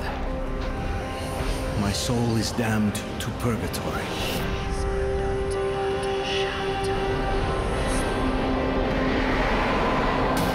He cannot be allowed.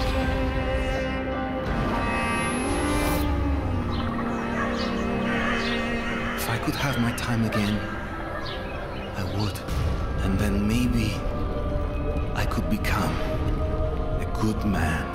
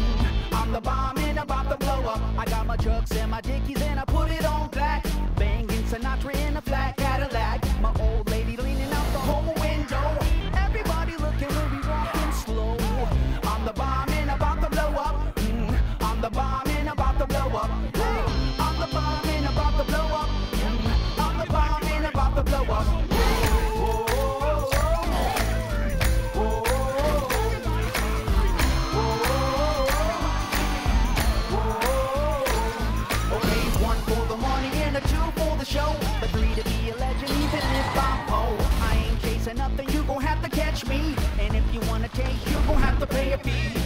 I'm the bomb and about to blow up. I'm the bomb and about to blow up. Whoa.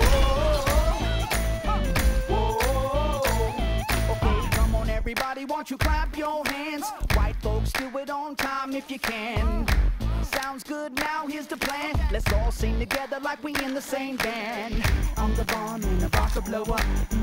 I'm the bomb and about to blow up. I'm the bomb and about to blow up. I'm the bomb and about to blow up. Okay, now we gonna reach another whole new level. Grabbing the light on the run from the devil. Sunrise on the living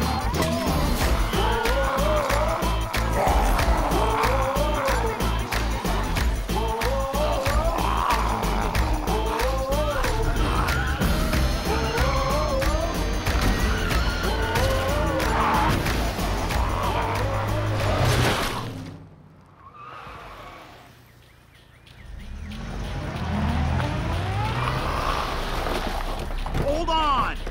Seriously, bro? Sweet! Come on, dude, time to split. Freaking awesome! Let's go! Dude, chill. I got this.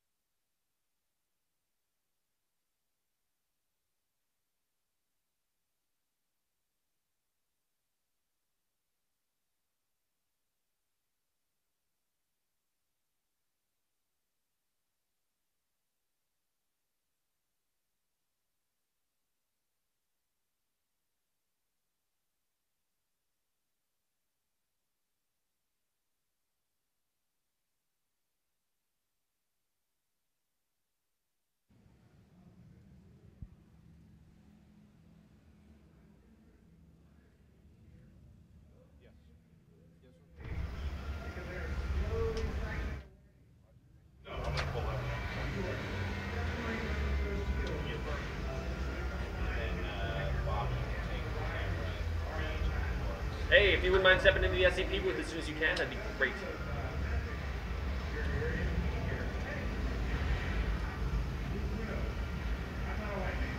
Alright, thanks, man. Bye. He's on his way.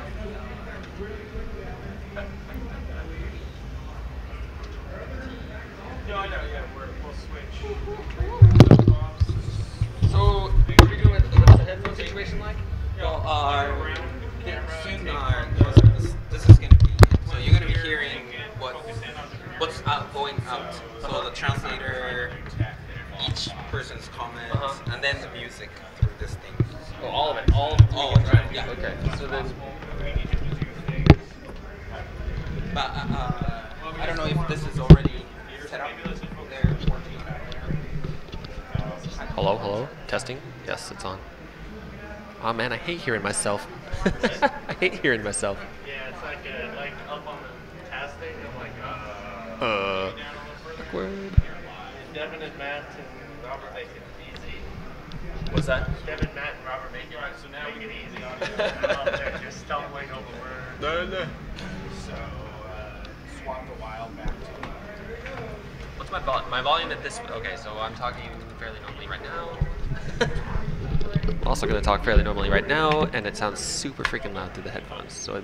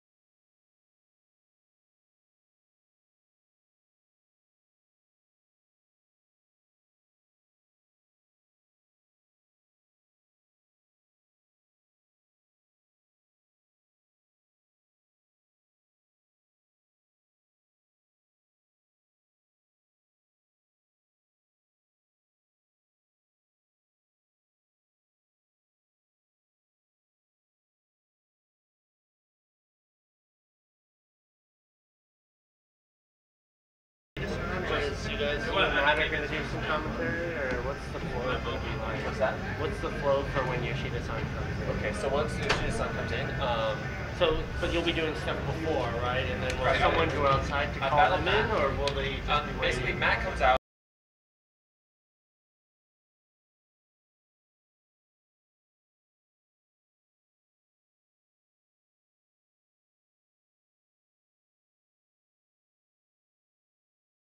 So let's bring out people.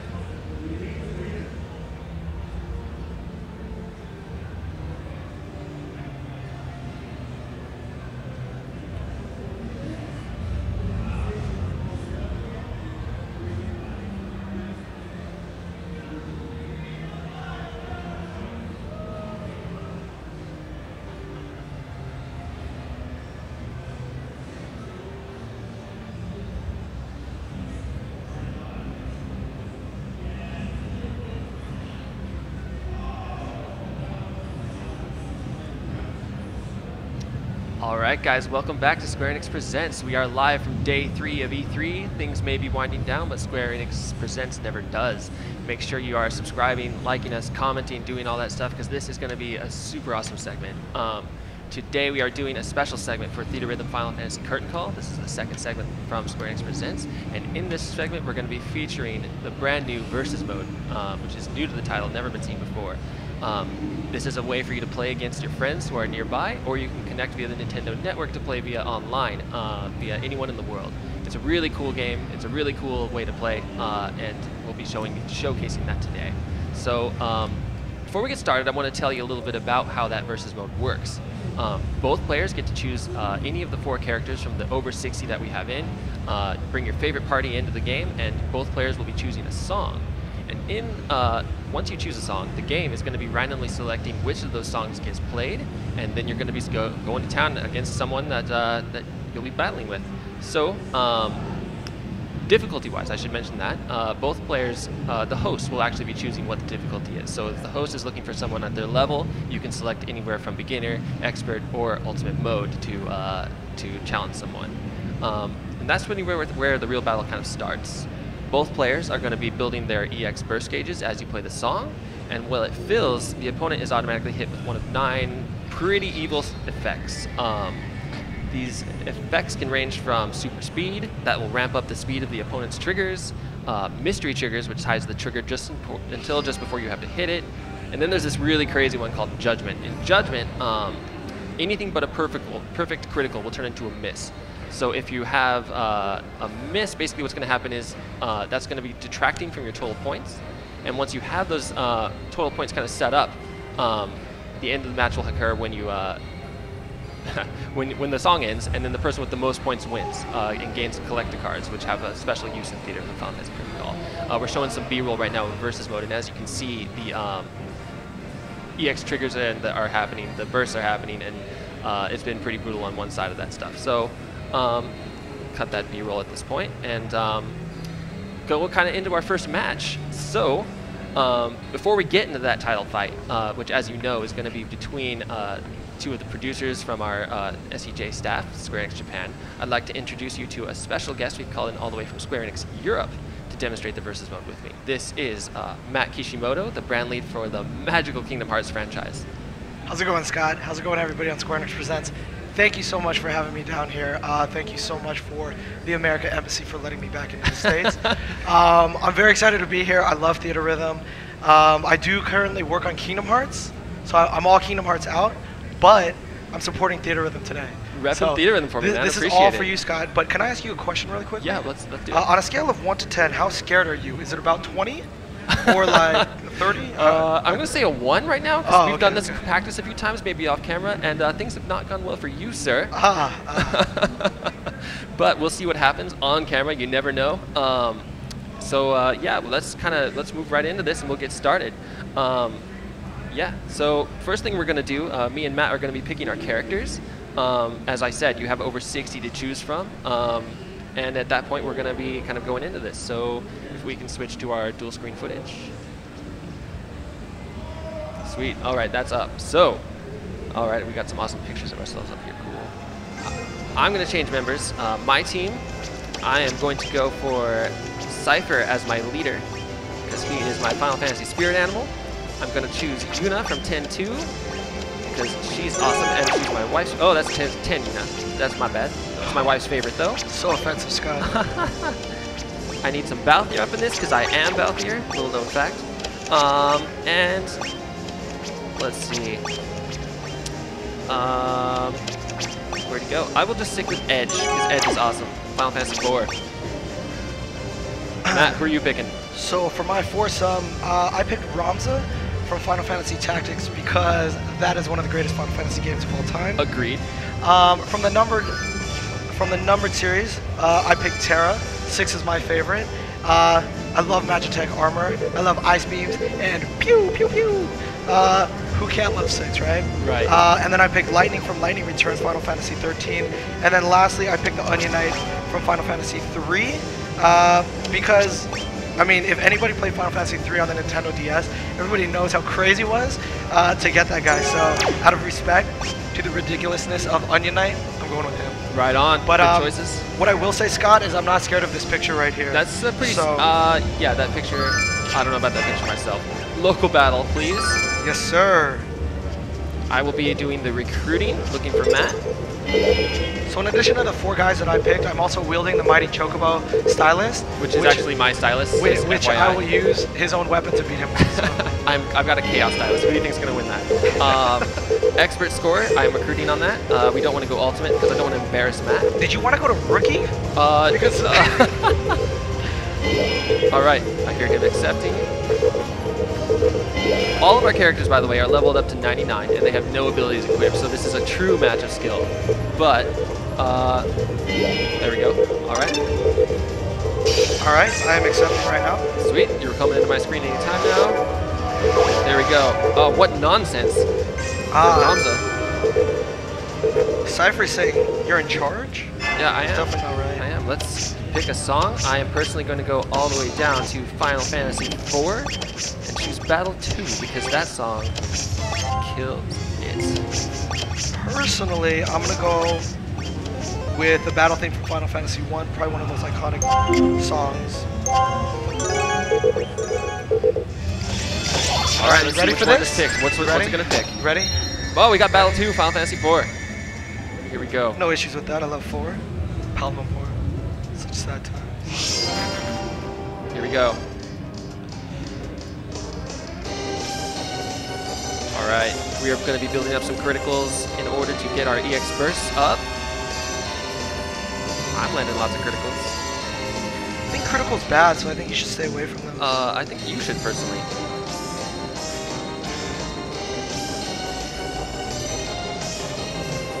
Fight next to here. Oh, EX burst. Here we go. No. First ones. Oh no. Random speed, super speed.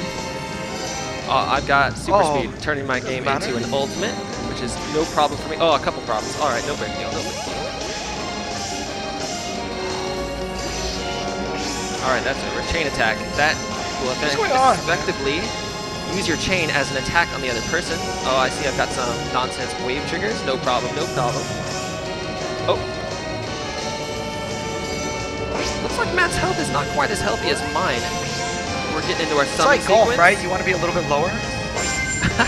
Well, I have judgment right now, which means if I don't hit these criticals, they're all going to be bad. Super crazy. Ow, ow. All right, Shiva, do your job, do your job. Do I have Knights of the Round right now? You have Knights of the Round? Oh, man. The summon is actually determined by your lead character, just in case you didn't know that. Alright, mystery triggers coming your way, sir. I got it, I got some waves. No big deal.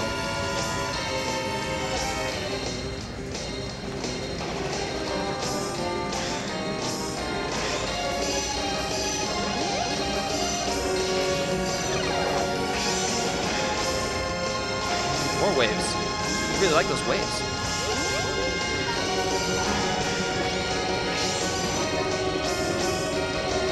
I love the end of the song. Golbez is up. Yeah, I got him on my screen too. Whoa, what's going on?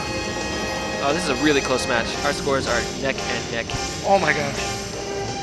Oh, I think I pulled it off. Did you put in like a cheat code at the end? I did. You're just like up, up, down, down, left, right, left, right. Yeah, it's down or up, LYB. Well, Scott, I will hand it to you. That was a great match.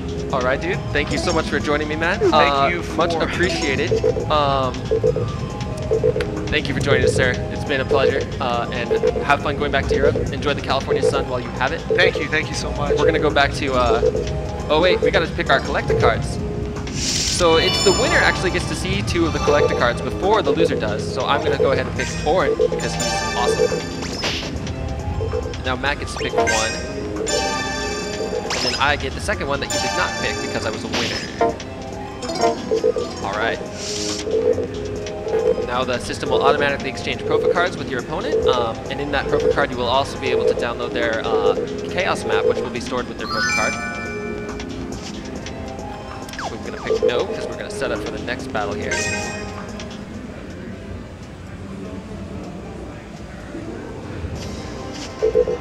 Alright. Edit party, get that ready for our next opponents. All right, Scott. Well, thanks again for having me on here. This is a lot of fun. I will have my revenge. Looking forward to it. So don't think this is the end. Okay. All right. Thanks, Matt. So next up is Hazama-san and Yoshida-san. Right. Before we get to that, though, let me set this up a little bit. This is actually kind of a fated match. This is a grudge match.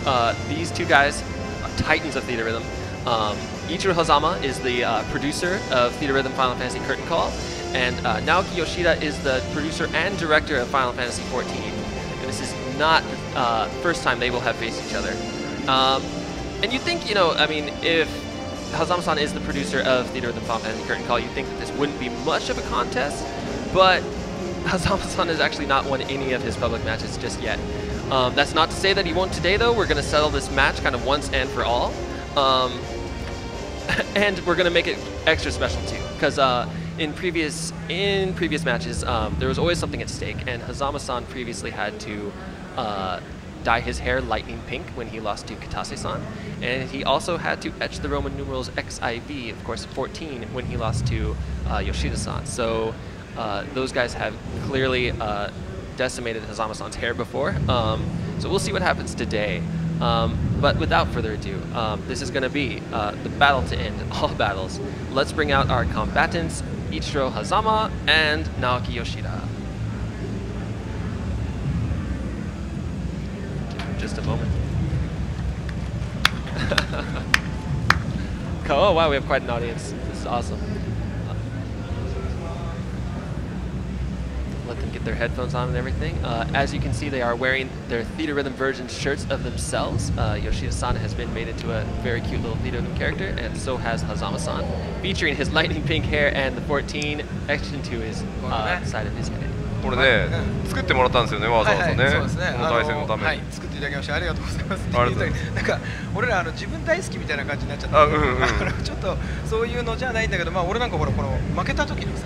そうね、ピンクで XIV の君に負けた時のこの XIV とか入った状態になってるんで、ちょっと不名誉なシャツではあるんですよね。いや僕なんてね、ひどくてね、こう来たらさ、14チームがさ、こんな可愛いのは自分だと思ってるんですかみたいな。だって実際言っちゃ悪いけどキャラじゃないからね、そういう意味じゃね、普段の絶望したもん、ニアーナさんに。でもあれじゃない、みんな喜んでもらえるんじゃないの、こんな吉田君のこの新しい一面をほらほら笑ってる笑ってる。そう笑ってるだけじゃない。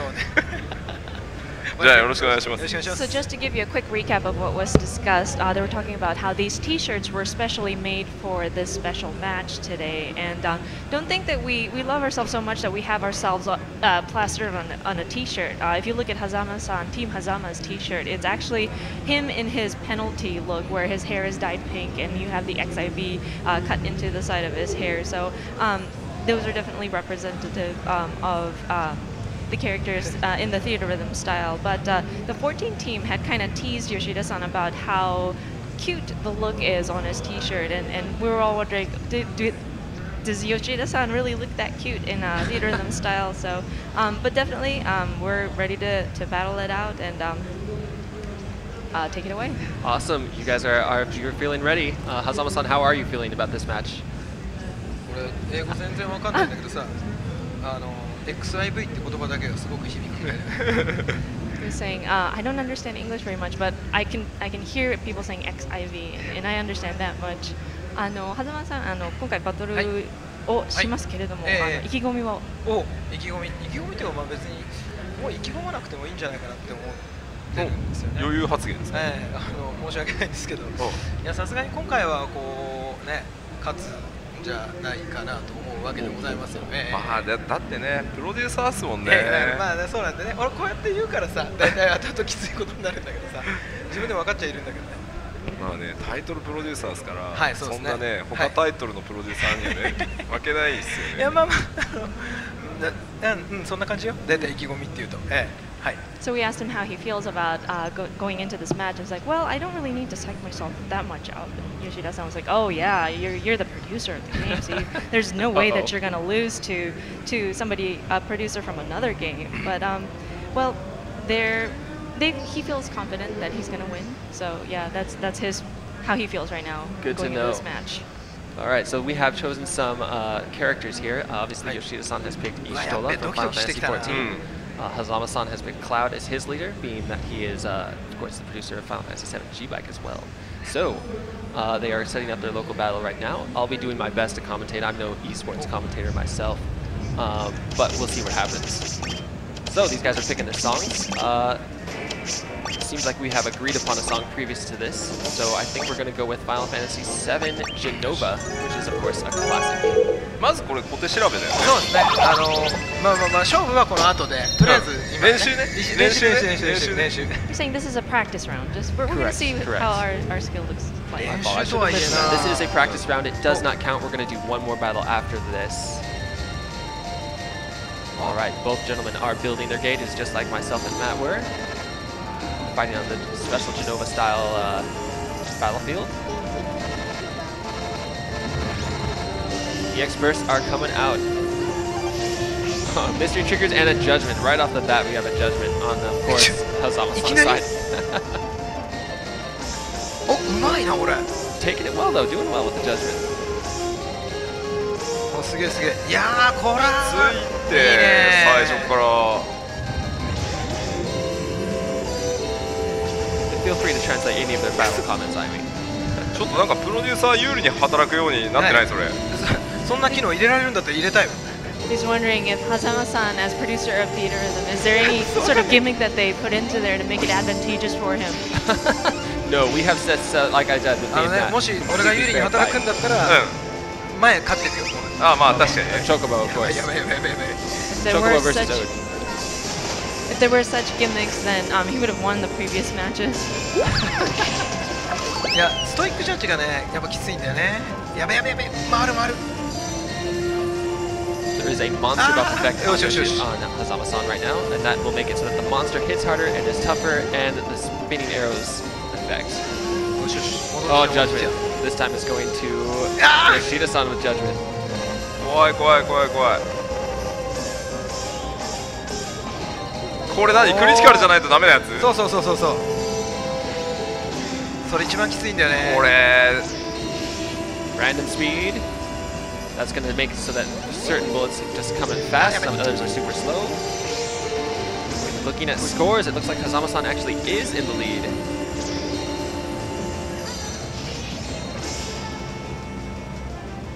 Oh! ちょっとマジで Really? いやでも吉田君うまいと思うよ。うん。いや全然全然そんな自分を恥じることなんか何もない。あ、ありがとうありがとうありがとうありがとうあれ。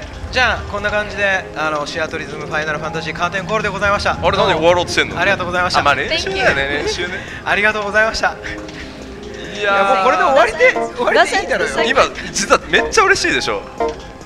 俺ねE3 に来て嬉しいこと楽しいこといっぱいあったけど今もうマジでトップ今これが今この状態がやばいなこれ。Hazama-san here at E3 there were so many fun things and happy things that had happened, but this has got to be the best moment. どうしよう負ける気がしねえぞこれ。すっごいショック。まずいなこれ。Yoshida-san is totally surprised. 悪いねなんかねそんな対戦してもらってああそうね今この間にこれからのところなんかですね。ちょっと初めて勝ちましたね。いや言わないその初めてとかいらないからそれは。でも初めて勝ったね。いや俺ねちょっとごめん後でなんかなんともうちょっとこのこと話そうぜ。俺ちょっと嬉しくて。いやいやいやいいよもう過去は振り返る。じゃあもう一回やろうもう一回。よし。イエスでいいんだよね。All right. So let's ask them to reset this match, and I'm going to introduce now the next match is for real, and we have a penalty on the line. So as you know, Hazama-san has previously had to do things with his hair, but since we are in Los Angeles, we've arranged a very appropriately Californian penalty, and I have here a bowl of orange habanero peppers. 今回の罰ゲームとなりますハバネロペッパーものすごい辛いこれ生じゃない生だよこれ俺さ一応さ聞いてたぜこっちの料理ねなんかって言ってこれ料理じゃないじゃんだってこれもう全然まんまだよね Usually habaneros are used in cooked dishes and these are just flat out habaneros これはHazamaさんが食べる。違う。These are for Hazama-san, right? 罰ゲームだって話をしてる。We'll see what happens here. We have 14 seconds to pick a song, and I believe we're going to go for a Final Fantasy 14 song this time. Yeah. Go back 8 seconds. ほらほら。おおやべ。風間さん早く選ばないと。これか。でいいんでね。We are picking under the weight, which is, I believe, the battle that is featured. Well, Titan is だって being こう fought. なんか実際見ると怖いよねあれね。怖いよ。辛いの大丈夫？うん。あ、じゃあ安心した。あ、勝つ気でいる？そのままね。あ。They're saying that looking at the peppers right there in their face. ちょっと待って。Ah, we started. But I'm looking at those peppers. They look kind of intimidating. They are intimidating. They're very scary. We'll see how this changes their battle here. あれは食いたくない。あれは本当になんか。やだね。いろいろ抜きで食いたくない。Neither of them want to end up eating those peppers. So we have a monster buff on both. Oh, just one side. My bad. That has made the Tonberry very huge, and those arrows are spinning. Not good. Wave speed, making those triggers come in really quick and crazy. Chain attack. A chain attack will essentially take your active chain and use that as a damage piece on the other person. And I believe, as I was saying with Matt, if you lose all your health, you take a serious dip at your points. So Hazama-san is in a very critical spot right here. Although Yoshida-san's not very much better, so we'll see what happens. やべえぞこれ。あ、やべえ。Oh.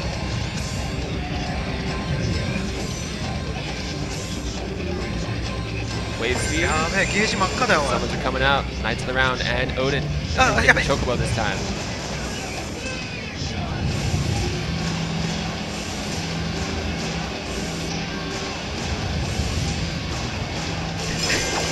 Ultimate in, Zansuken.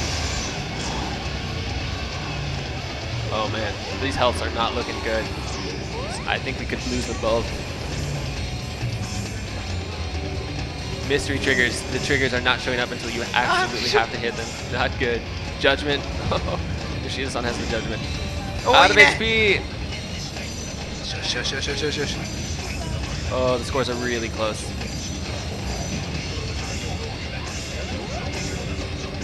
Oh, Monster buff. Oh man. Oh, this is so close. Out of HP on Hazama-san's side. No, that was a huge dip. Oh man, we were so close. Hazama-san, you were so close. ちょっとめっちゃ怖かったよ俺。Oh, that was tragic. あれあれあれ楽しそうだなお前ら。まあまあね。まあまあほら、ヤシトラね使って負けるわけいかんっすよ。クラウド使ってんだよ。Yoshida-san said, I'm using Yashtra. I can't lose. すいません、本気だったんで俺。俺だってそうだよ。俺だってそうだよ。もうみんなどう見たってわかるだろうけど、俺だってもうフルパワーで。もう何外のさ分かってたみたいな。そうね。本当に笑顔がたまらない。笑顔がたまらないっていうか、そのなんかもうなんて撮影はおやめください。It's as if people outside knew what the outcome was going to be like. Everybody's filming us. Please stop filming us. There are a lot of shirts out there. Team Hazama-san, Team Yoshida-san.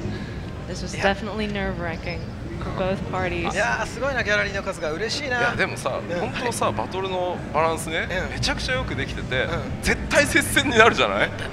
これ。いや俺勝てると思ったんだ。あ、そうなんだ。せっかくフォローしたのにさ。ごめんな。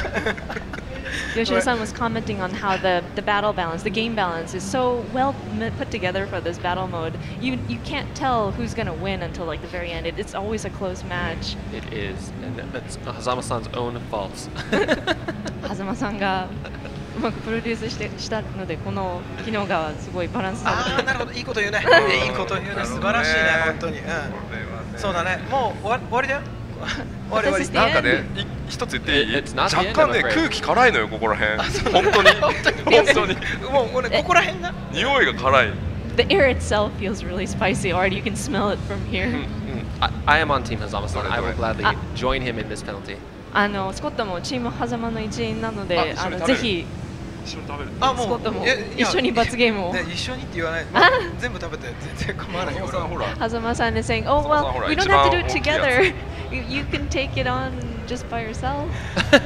Am I supposed to do this for you, sir? 帰りたまえもう番組は終わりだよ。There's nothing to see here. Nothing to see. ありがとう。絶対出ちゃうかな。じゃあ狭間さんに僕からね。いただきます。はい、じゃあ。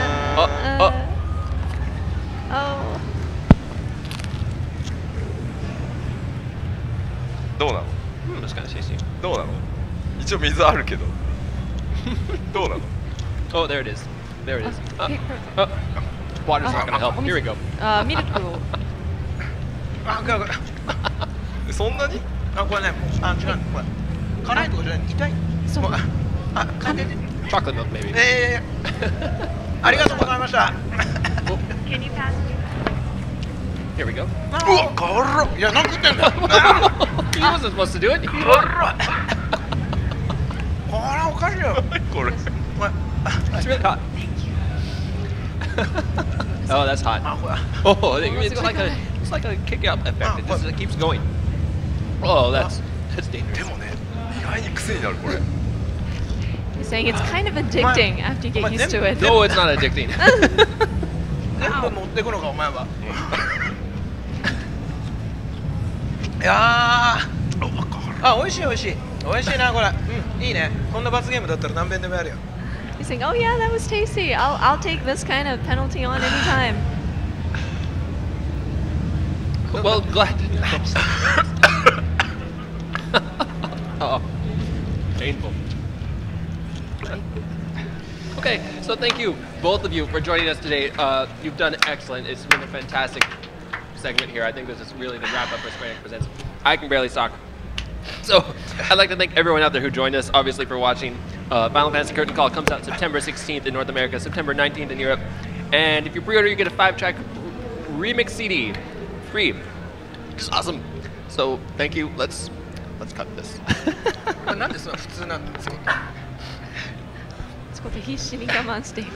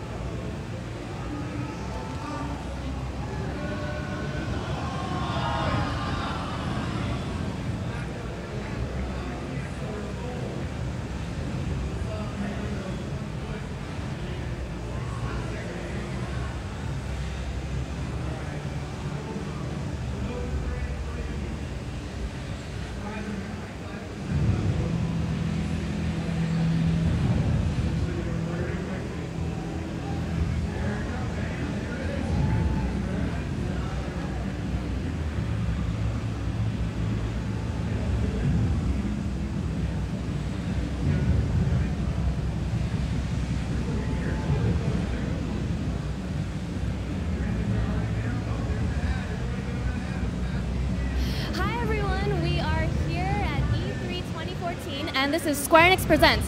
I'm Amelia, and I want to tell you all about Square Enix Presents so that you at home don't miss out on anything that we have going on here. So Square Enix Presents is a broadcast channel that is going to be bringing you all the live coverage from game industry events like these, so you don't miss out on any of the news coming out about the games that you love.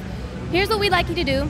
We'd like you to click that red subscribe button so that you don't miss out on any of the info we're giving out here. And then also we'd like you to post your comments. We want to hear what you have to say, so join in on that discussion. And we'd also like you to listen up, of course, to all of our programs so that you don't miss out on any of the news. Finally, we would love, love, love for you to share that we are here. We're Square Enix Presents. We're giving out all this info. We have all these great programs prepared for you, and we are actually about to get right into another segment right now. So we hope you enjoy. Thanks.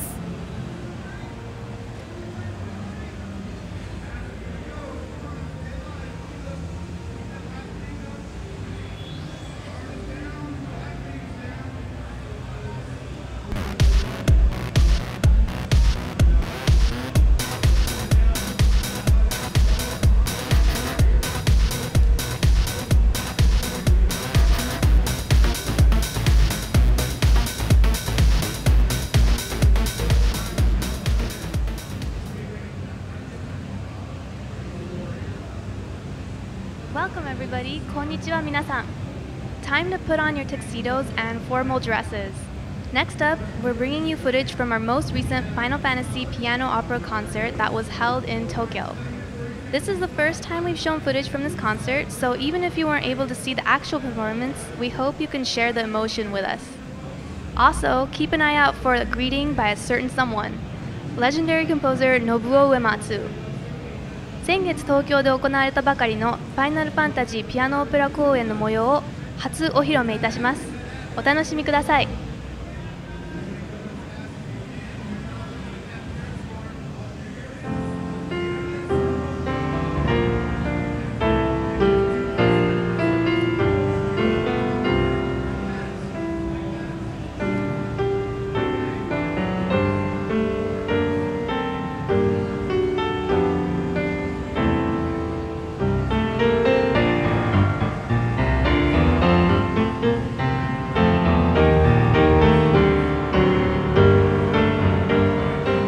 皆さんこんにちは、上松信夫です。ファイナルファンタジーも1作目から数えましても25年、6年、7年ぐらい経つんですかね。皆さんに大変愛されているゲームシリーズなんですけれども、音楽もおかげさまで皆様に愛され続けております。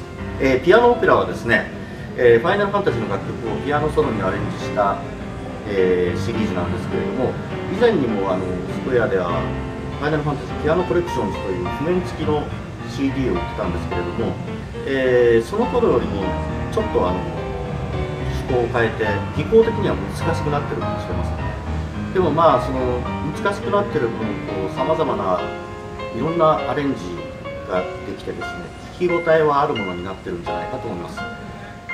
先日5月に東京で行われましたピアノオペラスタンディングオベーションで大変盛り上がりました。ちょっとその様子をご覧いただきます。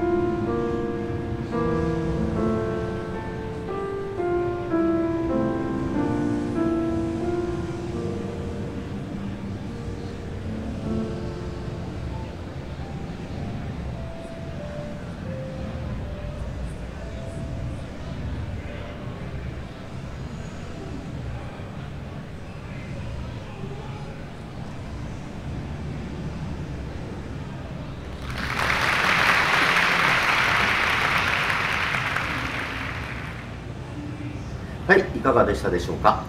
あの時はですね、会場の中でお客様とステージの演者がもう一緒になって盛り上がって、すごくあったかい雰囲気のコンサートになったと思います。とても嬉しかったです。一方ですね、ピアノソロとは別のオーケストラコンサートのシリーズもやっております。ディスタントワールドというコンサートなんですけれども、アメリカでもあちこちでやってますよ。皆様のお近くの街にディスタントワールドが来た際には、ぜひともお立ち寄りください。これからもファイナルファンタジーシリーズをよろしくお願いします。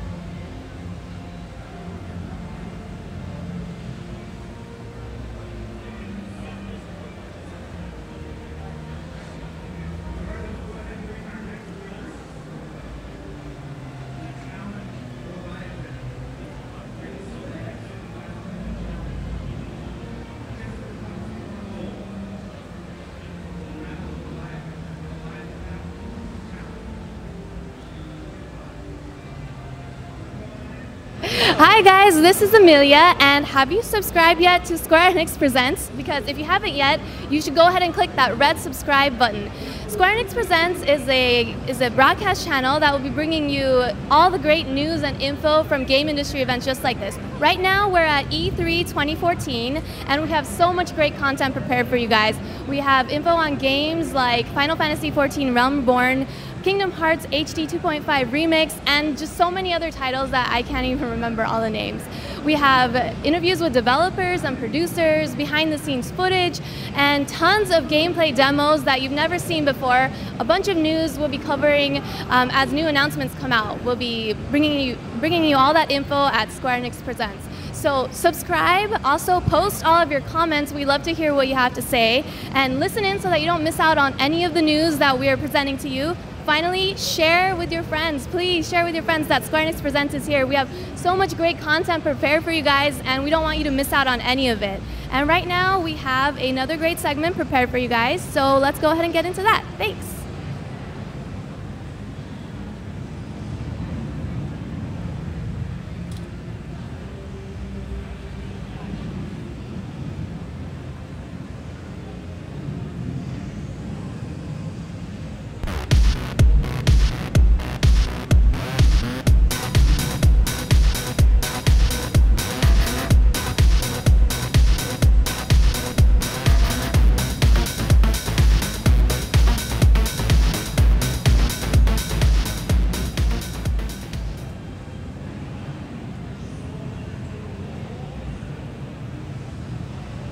Welcome back to Square Enix Presents. We are coming to you live from E3 2014.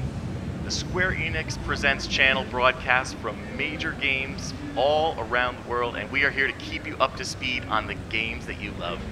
My name is Rich Briggs. I am the brand director over at Crystal Dynamics. I'm very excited to be here, and as you've seen, we have had a ton of great content today and yesterday on the show, so make sure that you click the subscribe button so you can keep getting this content, because we've got plenty more coming up. Speaking of great content, we have Lara Croft and the Temple of Osiris. Very exciting. You may not have seen the trailer when we revealed it on Monday. Just in case you didn't, we're going to roll it for you right now, but if you did look at the trailer, look again, because there may be a few things you're going to want to pay attention to.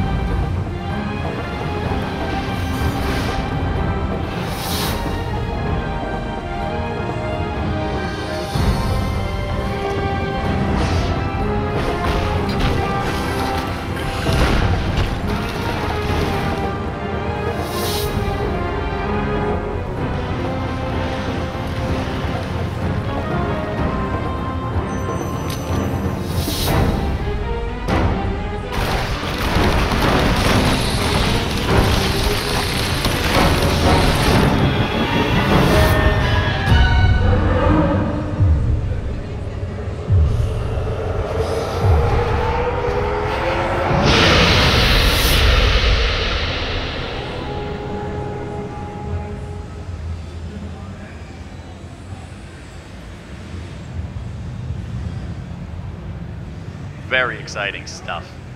And I am very pleased to say that today we have my good friend Scott Amos here today. He is the executive producer on Lara Croft and the Temple of Osiris. Scott, thanks so much for joining us. Absolutely my pleasure, Rich. It's always thrilling to be at E3 and get to show off a new product like this, so happy to be here. Absolutely. And tell us a little bit about the project. How did it come about? Yeah, so certainly for us, Lara Croft and the Guardian of Light back in 2010 was one of those ways for Crystal to reintroduce Lara Croft as a franchise and say this is a new take on Lara, bringing back to the roots that classic arcade kind of nostalgic platforming action game.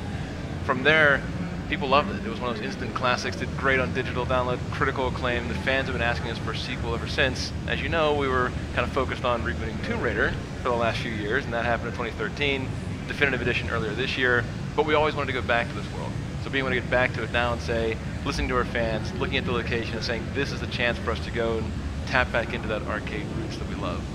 And it definitely has a really compelling story. You get the idea that Lara's in this huge temple from, the video. So talk to us a little bit about what this next adventure will entail. Yeah, so certainly Osiris itself in the title here, looking at Egyptian mythology, fans have been asking for us, we want to go back to Egypt. It's this great location. So we said, let's go look at some myths, some legends that we hadn't tapped into yet, that we hadn't done anything with. The Temple of Osiris and the whole myth and prophecy of Osiris came with this kind of blood feud between two different gods, one the good one the evil one, having this entire history between them, saying how do we get Lara in the middle of that, not just as uncovering it, but actually make her part of the story. So instead of it being just discovering the temple, it's actually becoming fulfilling the prophecy of the Osiris myth. So for us, it was a natural fit for this kind of quest action adventure game. Yeah, I love that, and this is also a franchise first, so it's not just Lara caught in the middle of this. We have Lara Croft and 4-player co-op for the first time in franchise history. Yeah, exactly right. So we actually introduced a new character to the canon, Carter Bell, who's actually kind of the competitive archaeologist. You think Belloc versus Indiana Jones, that kind of feeling, where you have somebody who's smart and talented as an archaeologist, but is a competitor. They're forced together to cooperate because they both get cursed at the very beginning by discovering this temple. And then you actually have the two other gods, Isis and Horus, the wife and son of Osiris, who they free by taking the curse on themselves. Now you have this 4-player team that has to work together. Yeah, and it's also got a lot of fun other features in it that we're going to be revealing soon. But one of the things I did notice, it feels like there's an Easter egg in the trailer. Actually, there's no less than 4 Easter eggs in that trailer. There might actually be 5 if I go back and look at it myself now, but one of the very sought-after collectibles from the Guardian days with these red skulls. Hidden everywhere, we put them in very nooks and crannies for people to go back and play and replay to try and find these things like a completionist thing. So in the trailer, we actually threw a few of them in there that if you look closely, they're usually on the edge of the frame, but they're only there for a frame or two, but you can see at least 4, I think there's actually 5 red skull locations you can discover from the trailer. See, I told you guys that you were going to want to watch closely, so commence with the frame scrubbing, see if you can find those hidden red skulls. And that obviously leads me to believe there's going to be pickups and collectibles and upgrades for your character. Absolutely. Looking at both weaponry, we have tons of guns that you can go and find throughout the game, which is always fun. People want different types of weaponry. But we have a customization system for rings and for amulets. So rings are things you have a left and right hand. You can actually carry 2 different types of rings. They have a rarity leveling. You think of a Diablo or Borderlands, we have kind of a white all the way to an orange rarity. You go back and keep grinding through these tombs and actually finding more and more treasure. Certain items you can only get for yourself, so you actually want to compete with your friends to see you can get there first. These things are how you can customize your character, customize your weaponry with the rings that actually affects their powers. Then there's amulets as well. Amulets, you actually power up your meter you can actually see on the display, but as you power that up, you can actually make a team power up. So the amulets can actually affect everybody in your team, such as health regeneration or ammo regeneration. So now players playing together can customize how they want to help each other in the team. That's awesome, and I know I'm one of the lucky ones that gets to play this very regularly over at the studio, so promise you guys will get your chance soon. But the thing I love about it is that camaraderie, that couch co-op play where friends can just drop in, drop out anytime, whether it's online or on the couch, and that to me that's that arcade action of just 4 fans getting together, 4 friends dropping in, dropping out. Yeah, fun. Absolutely. Like for us, drop in, drop out was always a big deal. We also call it drop your friends because you can use your grapple to make tight ropes across spike pits or across other gaps. You don't have to keep it up there. You can actually drop your friends because if they're about to get a piece of loot that you want, well, why would you want them to get there instead of you, right? So there's a little bit of competition, but it's still a cooperative game. That's the primary focus, is partnering up together. And the game changes. If you have 1 person versus 4, you can play the entire adventure all by yourself, or when you get 2, 3, or 4 people, you get more story because all 4 characters will be talking, and you'll get different types of puzzles and challenges depending on how many people are there. Well, we actually asked several of you on Facebook and Twitter to send in your questions, and lots of you did. So, Scott, we're going to take a few questions. Excellent. I love live questions. Yeah, see what we've got here. Okay, so from Twitter, Cody says it was mentioned that you get better loot if you have more players playing. What does that mean exactly? So it's a system looking at if you're playing by yourself, grinding through a dungeon a few times, we will know that. We can track how many times you've been there, so the game will actually give you better and better stuff the more often you play. But if you have 4 people playing, then there's a higher percentage chance of the loot being more rare the more you go through there with more people. Excellent. All right, so Cody, you got your work cut out for you. Get some friends, but really just to get the better loot. And also to play with your friends. Come with this. Yeah, that too. Loot. All right, so we have Unsealed Games HD from Twitter said, I love that you decided to set the game in Egypt. Not enough games are set there. What inspired you to do that? Well, I mean, the location is a classic, right? We've had Tomb Raider games in the past set in Egypt, but certainly it was the fans. I mean, we listened to the fans, and they were the ones who came up with, hey, when are we going to go back to Egypt? When are we going to see Lara back in that world? And it's a space that, excuse me, has so many opportunities, and this kind of mythology just lends itself perfectly for this kind of hunt and adventure kind of game. Absolutely. We've got a Facebook question here from Marco Sosa. It says, does this game tie into Guardian of Light, or is it a separate story? So you'll see even at the beginning of this, even in the trailer itself, when that book opens, that's Lara's journal, looking kind of through that history, these adventures that she's been on. So the Lara Croft universe is its own universe.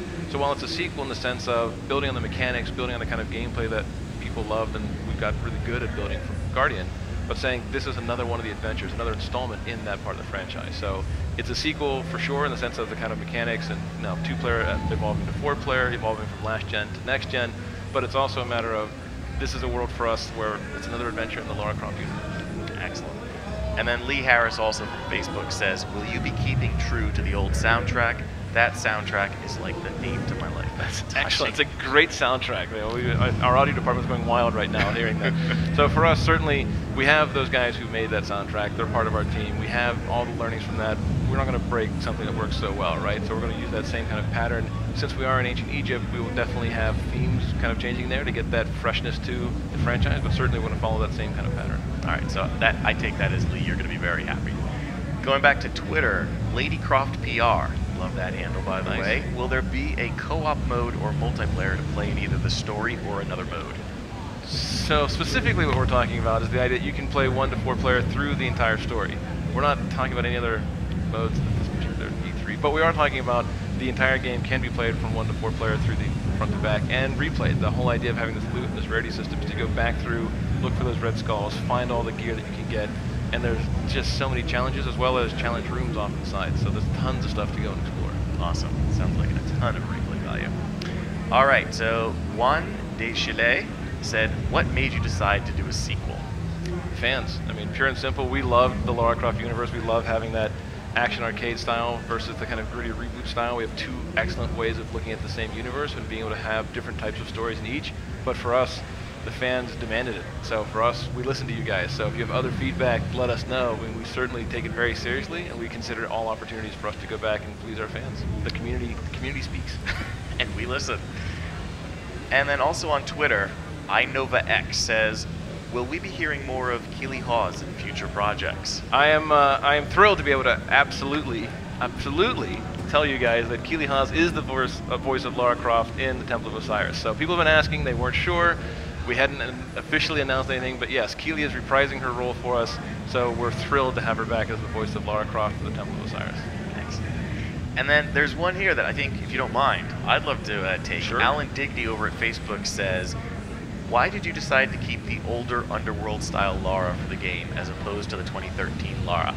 Well, Alan, as Scott mentioned, we do have the 2 different brands under that umbrella, and the thing that we like is that this allows us to take those adventures back to that nostalgic Lara Croft, right? She's got the dual pistols, she's got the mansion, she's got the, unlimited resources to go gallivanting around the world and get herself in all sorts of trouble. Whereas the Tomb Raider reboot Lara is just starting out. She is, she's the gritty survival action Lara who doesn't have all these things just yet. And so while we aren't necessarily beholden to one or the other to tie with perfect continuity, we like to think of that young Lara who is learning to be a survivor and learning what it means to be a Tomb Raider.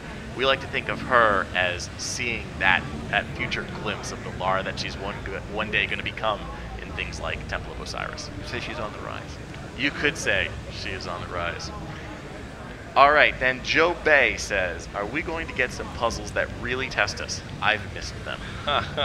So we actually have a level designer back from Guardian of Light, Jeff Wages, and Jeff loves to make really hard puzzles. He loves springing them on us as the dev team, so he'll throw something out there that we can't figure out. We're like, okay, that's not on the primary path, that goes over here. But we give Jeff his own little play spaces, these challenge tombs, where he gets to go off and go crazy and make things that I think people will be happy to bang their heads against the wall for a while to figure out that aha moment of how do you get past this particular trap or this particular puzzle. So we're excited to have a play space for those types of areas, but we also want that main story adventure to be completed by everybody. So we want to give those opportunities to get through there. There definitely are some hard puzzles in here, though. Excellent, excellent. All right, and then let's see. Looks like the last question that we've got here is, will you bring back characters from previous games to further reinforce the new Lara Croft branded games connection to the original timeline? This is from Ryan Marshall. What a good idea. That is a good idea. That's a great idea. Ryan, I'm going to write that down. Good idea. That's a great idea. We will absolutely, we love listening to our fans, so. Yeah, and continue to write in. We really appreciate everyone sending in the questions. So obviously, you know, there's lots and lots of questions that we will get to eventually. You know, we're not releasing all the details just yet, but it's fun to be able to share these details with you about Lara Croft and the Temple of Osiris. So Scott, I definitely appreciate you being here today. It's absolutely my pleasure, man. It's thrilling to be at E3 and be able to show off such a great new product. Excellent. And Lara Croft and the Temple of Osiris is coming to the PlayStation 4, Xbox One, and the PC. We've said coming soon. Coming soon. We're not getting a date just yet, but we do mean soon when we say coming soon. And speaking of coming soon, make sure you don't go anywhere, because you are absolutely going to want to stick around. Coming up next, Square Enix Music presents Yoko Shimomura. This is the composer of Kingdom Hearts, so you're going to want to stick around. Thanks again, everybody. We appreciate the time. Great being here. Enjoy the rest of the show.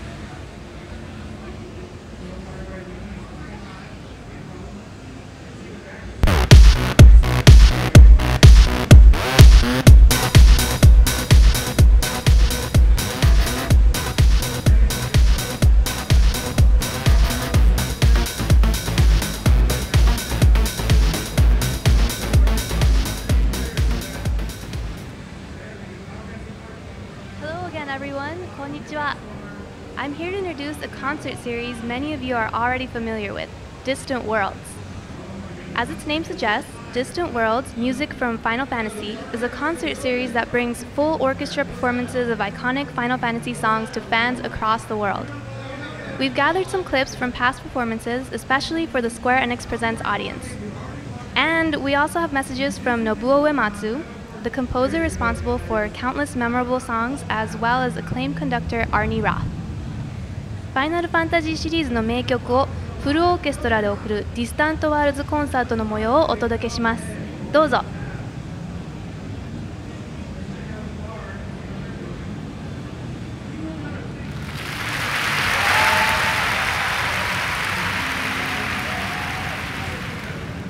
はい、皆さんこんにちは、松野です。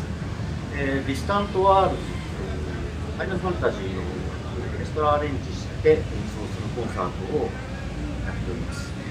アジア、アメリカ、ヨーロッパ、オーストラリアとかでやってますね。もう6年ぐらい続いているシリーズなんですけども、これは先ほども申しましたように、ファイナルファンタジーのゲーム中で流れているものをオーケストラにアレンジしてですね、豪華に演奏している人です。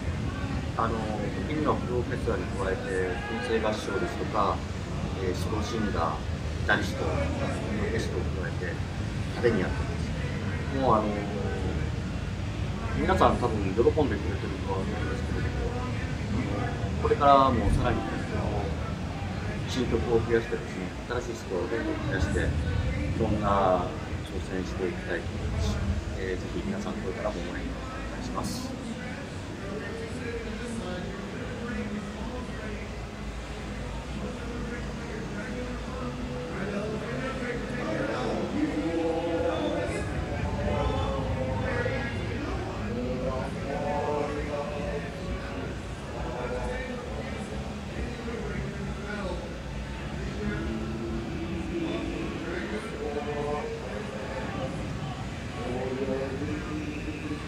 What's up?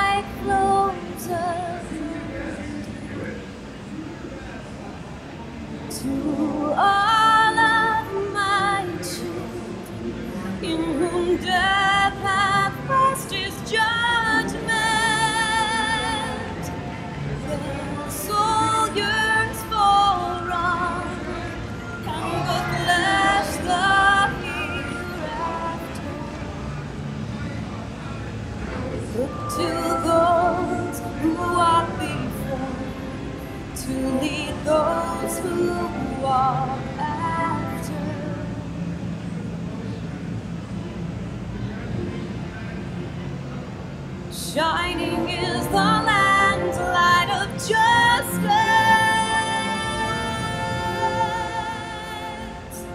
Ever flows the land's world of purpose. Walk free, walk free, walk free. Be the land alive, so believe.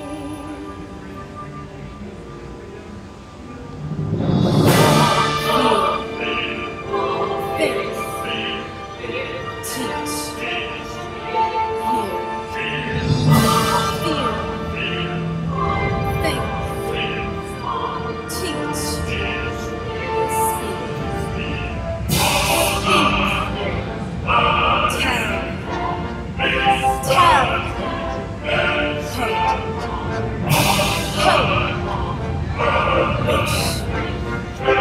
wish, row, row, row,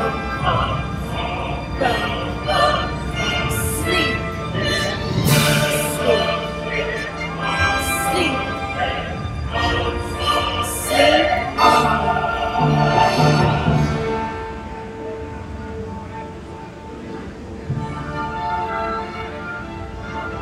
Now open your eyes while our plight is repeated. Still deaf to our cries, lost in hope we're not defeated. Our souls have been torn and our bodies forsaken, bearing sins of the past, for our future is taken. Born of strife, these trials persuade us not. Words without sound, these lies betray our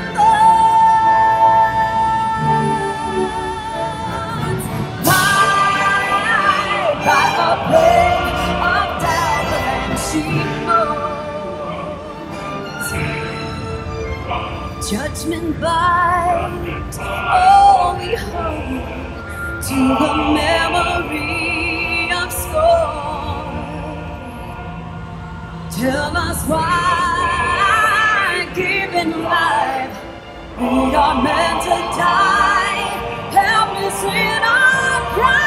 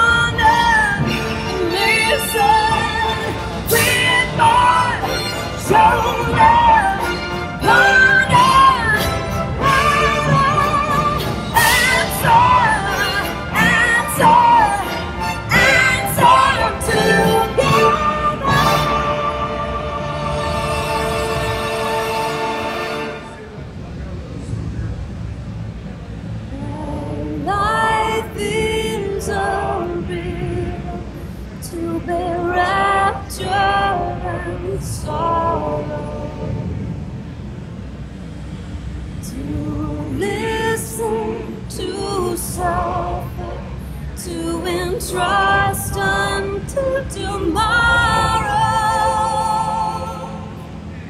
In one fleeting moment from the land of life, Lord. Yet in one fleeting moment, for a new eternal grow. In the same fleeting moment, thou must live, die, and go.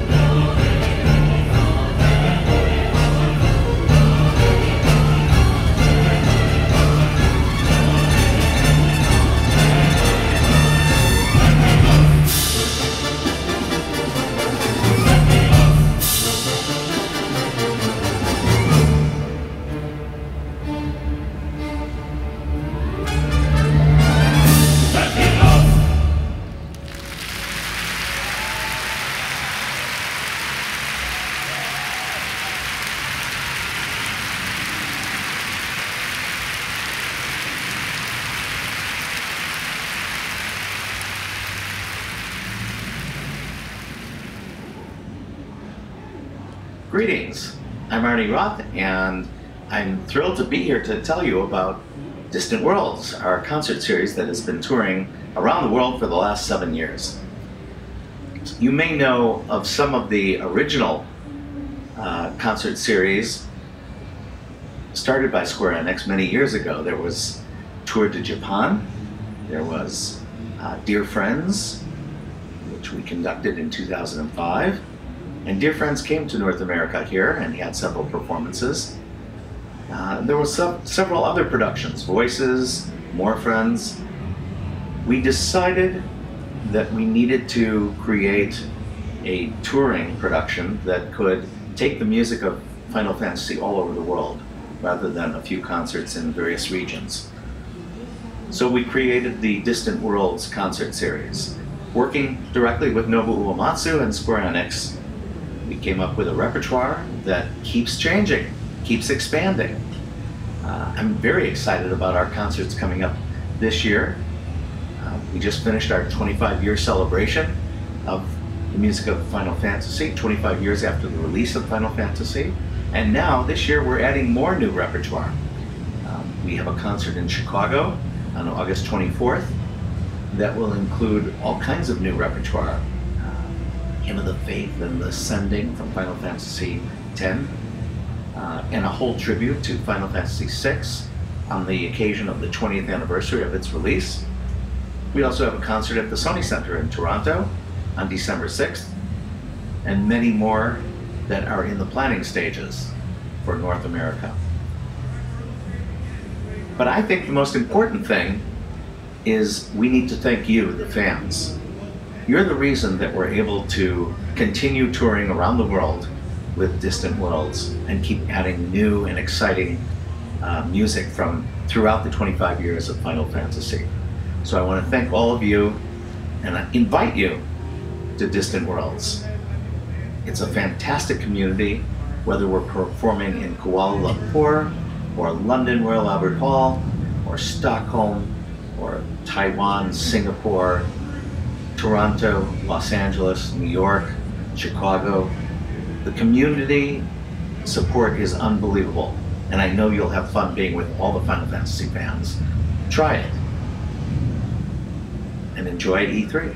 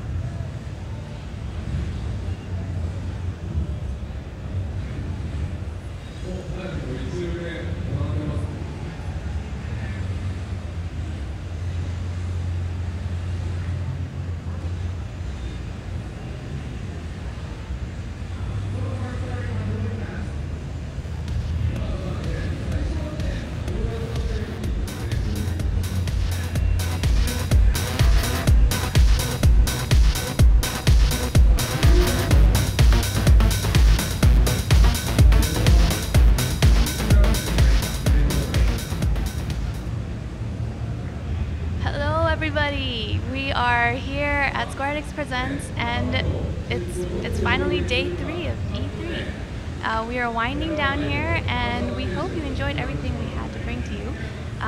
We saw the dramatic theater rhythm style conclusion to the fated Yoshida-san versus Hazama-san battle. That was a very close battle, and I do not envy Hazama-san for what he had to go through for being the loser there. But Yoshida-san was a good sport, and he tried some of the habanero peppers, so all is good. We learned a lot about the Kingdom Hearts HD 2.5 remix and all the goodness that those 3 titles will have in the one game. Matt and Kaori really showed their passion for that series, so thanks to them.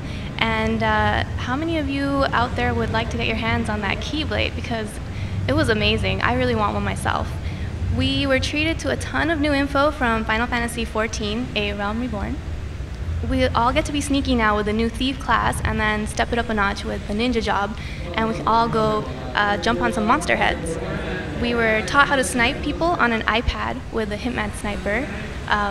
Now we get to snipe people on the go, so what a time to be alive. The always lovely Aubrey Norris showed us what it's like not only to kill zombies, but how to survive in a post-apocalypse world. And I can't believe that they would motion capture a cat, but I guess that's the next generation of consoles we're living, so why not? It's awesome. We got a great look at the upcoming DLC title, Lara Croft and the Temple of Osiris. I wonder if anyone out there was able to find the Red Skull location in that trailer. Thanks to the Square Enix team for stopping by. Have a safe trip, safe flight back to Japan. Thank you so much for coming. And of course, we had the big reveal of Final Fantasy VII G-Bike, so I hope everyone gets to practicing those bike jumping skills. And for all the music lovers out there, we got wonderful exclusive performances by the Nanamigos and also Yoko Shimomura, and the Final Fantasy Piano Opera recital. Thanks to our friends Nobuo Uematsu and Arnie Roth for giving us a taste of what it's like to be part of one of their shows. You guys have been so excited for our exclusive e-store sale that we have decided now to extend the sale until the end of Sunday, June 15th. So if you are still debating on whether or not to get that elusive item, you still have 3 more days to go to the shop and grab it while it's still there, 20% off. And thanks to everyone who helped out and took the time to tell us all about their games. It was great to hear from them directly. Thank you, of course, to all the fans who have been watching, following us for the last 3 days. We do this for you guys, and we hope that you're excited by what we had to bring to you. And don't forget to subscribe. I know I've been popping up between segments reminding you guys about that, but it's really important. You guys, if you subscribe, you'll know where to find us next year. You can keep us, give us all the feedback you have on what you want to see, so we can keep bringing you all the fresh and exciting new content. So subscribe, and I think that is all. This is it from E3 this year. Next year will probably be even more packed than this year and even more crazier, but it'll probably be just as much fun. So hope you enjoy. Thank you so much for watching, and good night.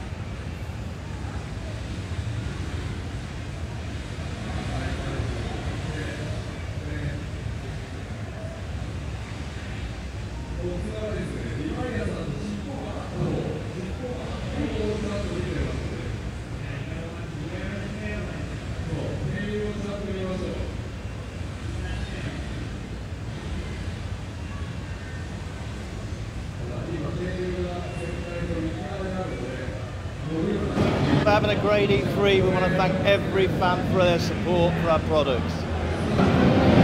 Hey, I also want to say thank you for watching Square Enix Present. We've got a great lineup.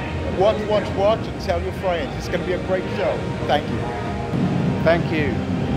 Thank you, everybody. Hope you enjoyed E3. Hello there, everyone. Welcome to E3. Thank you very much for coming from Square Enix. I hope you have a lovely time. Thank you. Hello guys, konnichiwa. I hope you have a wonderful time getting LA. Thank you very much. ありがとうございます。Hi everyone, this is Cody Sakasue with Square Enix, and I'm really excited that you guys are all excited about Kingdom Hearts 2.5. This is coming out on December 2nd in North America. Be sure to get it for the holiday. Thank you! はい、今 E3 に来てます。スクエアエニックス全力で頑張っています。皆さんぜひ応援よろしくお願いします。Hi everyone, thank you for watching. ありがとう。Bye, thanks for watching. See you next year. Thanks for watching. Alright, thanks for watching. Hey guys, thank you for stopping by the booth. Thank you so much for everything that you've done for Final Fantasy, and see you next year. Thank all the fans for coming out to E3. It's really amazing seeing the support they've had with Final Fantasy 14 A Realm Reborn as we've grown and as we've launched the PS4 version. We've got a lot of great stuff coming up, so stay tuned, and we're going to be excited to show you what we've got coming down the pipe. Thanks for a great E3, and we'll see you again next year. Bye, have a beautiful time. Thanks for joining us at E3 2014. We'll hope to see you again next year. Everyone, thank you for listening in. We're really excited to be here at the E3. I feel all your passion. It's very inspiring for me as a developer to see all the fans' faces and to actually speak with everyone. We will continue to try to exceed your expectations in 2.5 and Kingdom Hearts 3. That's a promise. Thank you so much. I love being here, and I hope to be here soon, maybe next year or the next year after that. Thank you very much. ありがとうございました。キングダムハーツ2.5リミックスぜひお楽しみください。スクエアエニックスの橋本です。皆さんいつも応援ありがとうございます。今年もいろんなタイトルを発表させていただきましたが、来年のE3もまたいろんなものを持っていきたいと思います。これからも皆さんの応援あってのスクエアエニックスです。よろしくお願いします。Thank you for watching Square Enix Presents. Please continue to watch. We'll be back next year. Thanks. Thank you. Goodbye. Goodbye. どうも皆さんお疲れ様でございました。今年も大変お世話になりました。またタイトル持ってまいりますので、その時もよろしくお願いします。狭間でございました。お疲れ様でした。ありがとうございました。ありがとうございました。Thank you very much for supporting Square Enix. One more time. Thank you. Hello everyone. I just want to say thanks for watching us. Next year is going to be even bigger and better. So just stay tuned for more SEP in the next coming years to come. So good luck, guys. 皆さんお疲れ様でした。また来年もよろしくお願いします。ありがとうございました。スクエニファンの皆さん、本当に3日間ね放送を見ていただいてありがとうございました。特に日本の方はすげえ時間に放送されたと思うんで大変だったと思うんですけど、また来年ね E3 できっとまた戻ってくると思いますんで、これからもスクエアエニックスのことよろしくお願いします。ありがとうございました。So thank you to all the fans for Square Enix games today. E3's been a great show for us. We really appreciate all your love and attention and care that you give to our games. Thank you. Thank you so much to all of our fans from here in the United States to Latin America to all over the place. Thank you so much for enjoying our products. Hi everyone. Just want to say thanks for coming by. Thanks for checking out the show. Thanks for your hard work. Hope you enjoyed it. It was great. I had a lot of fun. So see ya. Thank you, Square Enix Presents. It's been an awesome E3. Rich, what do you think? I had a lot of fun. It was great being on the show. We hope the fans loved all the insider look at Lara Croft and the Temple of Osiris. We can't wait to share more with you guys. I hope you had as much fun at E3 as we have. So have a great rest of the show. Otherwise, we'll see you next year. Alright, thank you for watching, and I hope to see you next year at E3. はじめまして、スクエアエニックスアメリカの久常です。この度の E3 楽しんでいただけたでしょうか。非常に人気があったと思います。いいショーでできたと思います。また来年もぜひ、お楽しみください。よろしくお願いいたします。Hey everyone, thanks for watching us. I hope you enjoy the rest of E3 and hi again to the team. You guys are wonderful. Thanks for bringing this game here. We'll see you next year. See you next year. Thank you for watching, everybody. We appreciate all your support. Thank you very much. ありがとうございました。来年もよろしくお願いします。Thanks for all the support for Square Enix. Thanks for for watching Square Enix Presents. Dear colleagues from Square Enix, thank you so much for hosting us very well. I had a lot of fun here at the booth. It's working out very well. You are a fantastic team. Thanks again. Bye. Thank you for watching. See you next year. So thanks for checking out the stream. I hope you guys enjoyed it, and if you did, definitely check out nozgoth.com to sign up for the closed beta. Do you guys want to say anything before we finish up? Thank you from everyone at Psyonix and Square Enix. Thank you, and I'm taking my computer, my butt whoop, and I'm going home. Thanks for have a good E3. Yeah. Thanks everyone. Thank you. OK ですか？これはいいの？これは私。Thanks everybody for watching Square Enix Presents!